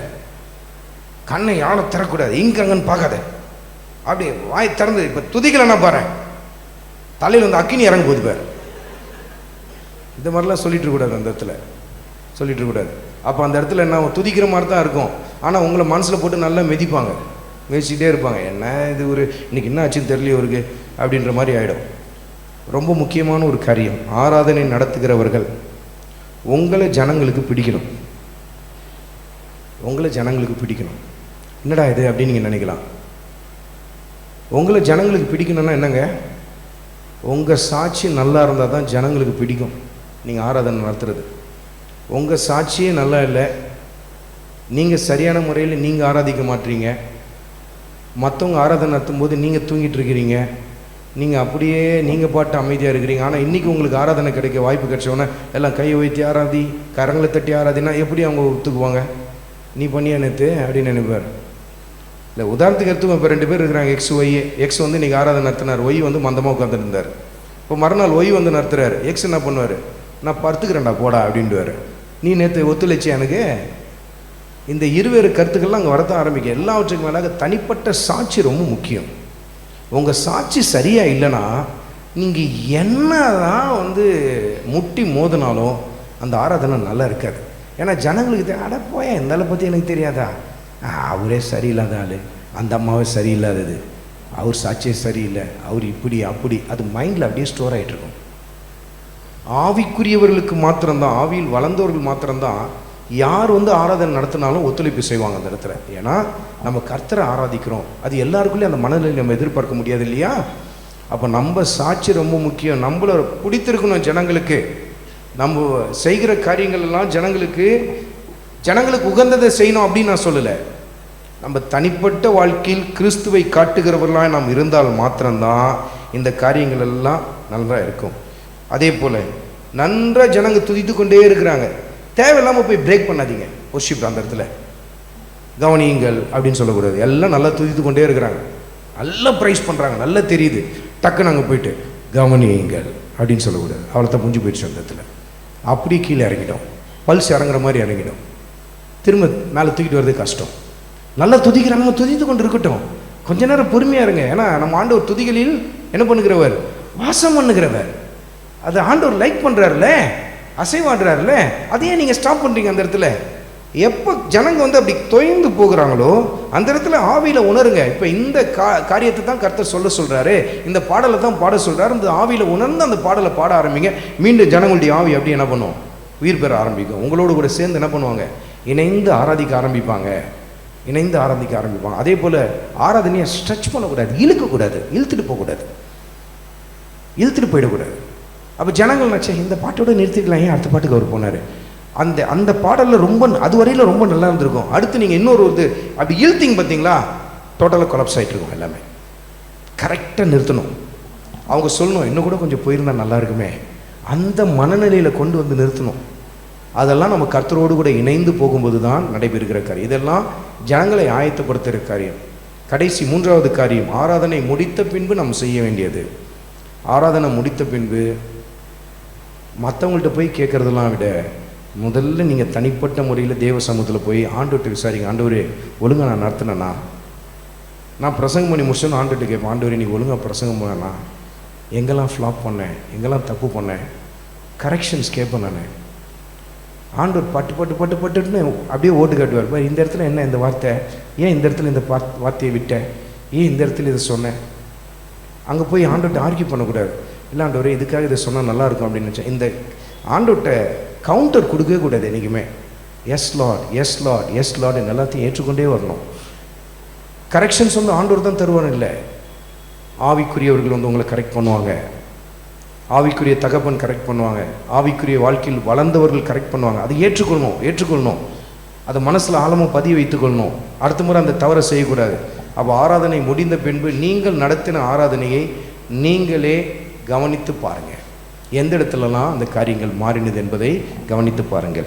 இன்னும் அநேக காரியங்கள் இருக்கிறது. கர்த்தருக்கு சித்தமானால் அவைகளெல்லாம் வர இருக்க நாட்களில் பார்க்கலாம். அதிக சத்தம் போடக்கூடாது ஆராதனையில். அதிகமாக ஜனங்க சத்தம் போட்டு துதிச்சாதான் ஆராதனை சக்ஸஸாக நடந்துன்ற மனப்பான்மையெல்லாம் மனசுலேருந்து எடுத்துடணும். சத்தம் ரொம்ப வந்ததுனா தான், சில பேருக்குலாம் அப்படி தான், பயங்கர சத்தம் வந்ததுனால தான் இன்றைக்கி ஆராதனை ரொம்ப நல்லா இருந்துன்னு நினைப்பாங்க. அதை போட்டு கிளிக்கி வச்சுடுவாங்க. அப்புறம் பிரசங்க டைமில் பார்த்தா எல்லாம் அப்படி எக்ஸாஸ்ட் ஆகிடும், ஒன்றுமே இருக்காது, பிரசங்கமே இறங்காது உள்ள. அந்த மாதிரிலாம் நினைக்கக்கூடாது. இந்த மனப்பான்மையிலெல்லாம் விட்டு வெளியில் வந்துடுவோம். முற்றிலுமாய் கர்த்தரை நாம் சார்ந்து அவரையே சார்ந்து நாம் போக ஆரம்பிப்போம். பேசலாம். கண்ணை திறந்து கொட்ட பார்த்துட்டு இருக்கிறீங்களா, வாயை திற, கண்ணை மூடு. இந்த ஒருமையில் பேசுறதெல்லாம் என்ன பண்ணக்கூடாது என்றைக்குமே. இன்னைக்கு சில ஊழியக்காரங்க சபை ஜனங்களை ரொம்ப இழிவாக நடத்துகிறாங்க. அப்போ ஒரு ரகசியத்தை மறந்துட்டாங்க. என்ன, தான் ஊழியக்காரன் என்ற ஒரு இதை மறந்துட்டு தன்னை யாரை காட்டுறாங்க? தன்னை எஜமானனாய் காட்டுகிறார்கள். அப்போ சில சமயத்தில் போட்டு திட்டி கொண்டு இருப்பாங்க ஜனங்களை. கண்ணை யாரும் திறக்கூடாது, இங்கங்கன்னு பார்க்காத, அப்படி வாய் திறந்து. இப்போ துதிக்கலைன்னா பாரு, தலையில் வந்து அக்கினி இறங்க போகுது பாரு. இந்த மாதிரிலாம் சொல்லிட்டு இருக்கக்கூடாது, அந்த இடத்துல சொல்லிட்டு இருக்கக்கூடாது. அப்போ அந்த இடத்துல என்ன, துதிக்கிற மாதிரி தான் இருக்கும். ஆனால் உங்களை மனசில் போட்டு நல்லா மிதிச்சிட்டே இருப்பாங்க. என்ன இது, ஒரு இன்னைக்கு என்ன ஆச்சுன்னு தெரியல இவருக்கு அப்படின்ற மாதிரி ஆகிடும். ரொம்ப முக்கியமான ஒரு காரியம், ஆராதனை நடத்துகிறவர்கள் உங்களை ஜனங்களுக்கு பிடிக்கணும். என்னடா இது அப்படின்னு நீங்கள் நினைக்கலாம். உங்களை ஜனங்களுக்கு பிடிக்கணும்னா என்னங்க, உங்கள் சாட்சி நல்லா இருந்தால் தான் ஜனங்களுக்கு பிடிக்கும் நீங்கள் ஆராதனை நடத்துறது. உங்கள் சாட்சியே நல்லா இல்லை, நீங்கள் சரியான முறையில் நீங்கள் ஆராதிக்க மாட்டீங்க, மற்றவங்க ஆராதனை நடத்தும்போது நீங்கள் தூங்கிட்டு இருக்கிறீங்க, நீங்கள் அப்படியே நீங்கள் பாட்டு அமைதியாக இருக்கிறீங்க. ஆனால் இன்றைக்கி உங்களுக்கு ஆராதனை கிடைக்க வாய்ப்பு கிடைச்சோன்னே எல்லாம் கையை வைத்தி ஆராதி, கரங்களை தட்டி ஆராதினா எப்படி அவங்க ஒத்துக்குவாங்க? நீ பண்ணியா நேற்று அப்படின்னு நினைப்பார். இல்லை, உதாரணத்துக்கு எடுத்துக்கோ. இப்போ 2 பேர் இருக்கிறாங்க, எக்ஸ் ஒய். எக்ஸ் வந்து இன்றைக்கி ஆராதனை நடத்தினார், ஒய் வந்து மந்தமாக உட்காந்துட்டு இருந்தார். இப்போ மறுநாள் ஒய் வந்து நடத்துகிறார். எக்ஸ் என்ன பண்ணுவார்? நான் படுத்துக்கிறேன்டா போடா அப்படின்ட்டுவார். நீ நேற்று ஒத்துழைச்சி எனக்கு. இந்த இருவேறு கருத்துக்கள்லாம் அங்கே வரதான் ஆரம்பிக்கும். எல்லாவற்றுக்கும் மேலாக தனிப்பட்ட சாட்சி ரொம்ப முக்கியம். உங்கள் சாட்சி சரியாக இல்லைன்னா நீங்கள் என்ன தான் முட்டி மோதினாலும் அந்த ஆராதனை நல்லா இருக்காது. ஏன்னா ஜனங்களுக்கு அடப்போய இந்த ஆளை பற்றி எனக்கு தெரியாதா, அவரே சரியில்லாத ஆள், அந்த அம்மாவே சரியில்லாதது, அவர் சாட்சியே சரியில்லை, அவர் இப்படி அப்படி, அது மைண்டில் அப்படியே ஸ்டோர் ஆகிட்டுருக்கும். ஆவிக்குரியவர்களுக்கு மாத்திரம்தான், ஆவியில் வளர்ந்தவர்கள் மாத்திரம்தான் யார் ஆராதனை நடத்தினாலும் ஒத்துழைப்பு செய்வாங்க அந்த இடத்துல. ஏன்னா நம்ம கர்த்தரை ஆராதிக்கிறோம். அது எல்லாருக்குள்ளேயும் அந்த மனநிலை நம்ம எதிர்பார்க்க முடியாது இல்லையா? அப்போ நம்ம சாட்சி ரொம்ப முக்கியம். நம்மளை பிடித்திருக்கணும் ஜனங்களுக்கு. நம்ம செய்கிற காரியங்கள் எல்லாம் ஜனங்களுக்கு உகந்ததை செய்யணும் அப்படின்னு நான் சொல்லலை. நம்ம தனிப்பட்ட வாழ்க்கையில் கிறிஸ்துவை காட்டுகிறவர்களாக நாம் இருந்தால் மாத்திரம்தான் இந்த காரியங்கள் எல்லாம் நல்லா இருக்கும். அதே போல் நன்றாக ஜனங்க துதித்து கொண்டே இருக்கிறாங்க. தேவையில்லாமல் போய் பிரேக் பண்ணாதீங்க. ஒர்ஷிப் அந்த இடத்துல கவனியுங்கள் அப்படின்னு சொல்லக்கூடாது. எல்லாம் நல்லா துதித்து கொண்டே இருக்கிறாங்க, நல்லா ப்ரைஸ் பண்ணுறாங்க, நல்லா தெரியுது. டக்குன்னு அங்கே போயிட்டு கவனியுங்கள் அப்படின்னு சொல்லக்கூடாது. அவ்வளோதான் முடிஞ்சு போயிடுச்சு. அந்த இடத்துல அப்படி கீழே இறங்கிட்டோம், பல்ஸ் இறங்குற மாதிரி இறங்கிட்டோம். திரும்ப மேலே தூக்கிட்டு வர்றது கஷ்டம். நல்லா துதிக்கிறாங்க, துதித்து கொண்டு இருக்கட்டும். கொஞ்ச நேரம் பொறுமையாக இருங்க. ஏன்னா நம்ம ஆண்டவர் துதிகளில் என்ன பண்ணுகிறவர்? வாசம் பண்ணுகிறவர். அது ஆண்டவர் லைக் பண்ணுறாருல, அசைவாடுறாருல. அதையே நீங்கள் ஸ்டாப் பண்ணுறீங்க அந்த இடத்துல. எப்போ ஜனங்க அப்படி தொய்ந்து போகிறாங்களோ அந்த இடத்துல ஆவியில் உணருங்க. இப்போ இந்த காரியத்தை தான் கர்த்தர் சொல்கிறாரு, இந்த பாடலை தான் பாட சொல்கிறாரு. இந்த ஆவியில் உணர்ந்து அந்த பாடலை பாட ஆரம்பிங்க. மீண்டும் ஜனங்களுடைய ஆவி அப்படி என்ன பண்ணும்? உயிர் பெற ஆரம்பிக்கும். உங்களோடு கூட சேர்ந்து என்ன பண்ணுவாங்க? இணைந்து ஆராதிக்க ஆரம்பிப்பாங்க. அதே போல் ஆராதனையை ஸ்ட்ரெச் பண்ணக்கூடாது, இழுக்கக்கூடாது, இழுத்துட்டு போகக்கூடாது, இழுத்துட்டு போயிடக்கூடாது. அப்போ ஜனங்கள் நினச்சா இந்த பாட்டோடு நிறுத்திக்கலாம், ஏன் அடுத்த பாட்டுக்கு அவர் போனார்? அந்த பாடலில் ரொம்ப அதுவரையில் ரொம்ப நல்லா இருந்திருக்கும். அடுத்து நீங்கள் இன்னொரு அப்படி இழுத்திங்க பார்த்தீங்களா, டோட்டலாக கொலாப்ஸ் ஆகிட்டு இருக்கும். எல்லாமே கரெக்டாக நிறுத்தணும். அவங்க சொல்லணும் இன்னும் கூட கொஞ்சம் போயிருந்தால் நல்லா இருக்குமே. அந்த மனநிலையில் கொண்டு வந்து நிறுத்தணும். அதெல்லாம் நம்ம கர்த்தரோடு கூட இணைந்து போகும்போது தான் நடைபெறுகிற காரியம். இதெல்லாம் ஜனங்களை ஆயத்தப்படுத்துகிற காரியம். கடைசி 3வது காரியம், ஆராதனை முடித்த பின்பு நம்ம செய்ய வேண்டியது. ஆராதனை முடித்த பின்பு மற்றவங்கள்ட்ட போய் கேட்குறதெல்லாம் விட முதல்ல நீங்கள் தனிப்பட்ட முறையில் தேவ சமூகத்தில் போய் ஆண்டவர்கிட்ட விசாரிங்க. ஆண்டவரே ஒழுங்காக நான் நடத்தினேண்ணா, நான் பிரசங்கம் பண்ணி முடிச்சோன்னு ஆண்டவர்கிட்ட கேட்பேன், ஆண்டவரே நீ ஒழுங்காக பிரசங்கம் பண்ணேண்ணா, எங்கெல்லாம் ஃப்ளாப் பண்ணேன், எங்கெல்லாம் தப்பு பண்ணேன், கரெக்ஷன்ஸ் கேட்பேன் நான். ஆண்டவர் பட்டுன்னு அப்படியே ஓட்டு காட்டுவார். இந்த இடத்துல என்ன இந்த வார்த்தை, ஏன் இந்த இடத்துல இந்த வார்த்தையை விட்டேன், ஏன் இந்த இடத்துல இதை சொன்னேன். அங்கே போய் ஆண்டவர்கிட்ட ஆர்கியூ பண்ணக்கூடாது. இல்லை ஆண்டவரே இதுக்காக இதை சொன்னால் நல்லாயிருக்கும் அப்படின்னு நினச்சேன். இந்த ஆண்டவர்கிட்ட கவுண்டர் கொடுக்கவே கூடாது என்றைக்குமே. Yes lord, yes lord, yes lord எல்லாத்தையும் ஏற்றுக்கொண்டே வரணும். கரெக்ஷன்ஸ் ஆண்டவர் தான் தருவார். இல்லை, ஆவிக்குரியவர்கள் உங்களை கரெக்ட் பண்ணுவாங்க, ஆவிக்குரிய தகப்பன் கரெக்ட் பண்ணுவாங்க, ஆவிக்குரிய வாழ்க்கையில் வளர்ந்தவர்கள் கரெக்ட் பண்ணுவாங்க. அதை ஏற்றுக்கொள்ளணும். அதை மனசில் ஆழமாக பதிய வைத்துக்கொள்ளணும். அடுத்த முறை அந்த தவறை செய்யக்கூடாது. அப்போ ஆராதனை முடிந்த பின்பு நீங்கள் நடத்தின ஆராதனையை நீங்களே கவனித்து பாருங்கள். எந்த இடத்துலலாம் அந்த காரியங்கள் மாறினது என்பதை கவனித்து பாருங்கள். இன்னும் அநேக காரியங்கள் இருக்கிறது. கர்த்தருக்கு சித்தமானால் அவைகளெல்லாம் வர இருக்க நாட்களில் பார்க்கலாம். அதிக சத்தம் போடக்கூடாது ஆராதனையில். அதிகமாக ஜனங்க சத்தம் போட்டு துதிச்சாதான் ஆராதனை சக்ஸஸாக நடந்துன்ற மனப்பான்மையெல்லாம் மனசுலேருந்து எடுத்துடணும். சத்தம் ரொம்ப வந்ததுனால தான் சில பேருக்குலாம் அப்படி தான், பயங்கர சத்தம் வந்ததுனால தான் இன்றைக்கி ஆராதனை ரொம்ப நல்லா இருந்துன்னு நினைப்பாங்க. அதை போட்டு கிளிக்கி வச்சுடுவாங்க. அப்புறம் பிரசங்க டைமில் பார்த்தா எல்லாம் அப்படியே எக்ஸாஸ்ட் ஆகிடும், ஒன்றுமே இருக்காது, பிரசங்கமே இறங்காது உள்ள. அந்த மாதிரிலாம் நினைக்கக்கூடாது. இந்த மனப்பான்மையிலெல்லாம் விட்டு வெளியில் வந்துடுவோம். முற்றிலுமாய் கர்த்தரை நாம் சார்ந்து அவரையே சார்ந்து நாம் போக ஆரம்பிப்போம். Praise the Lord.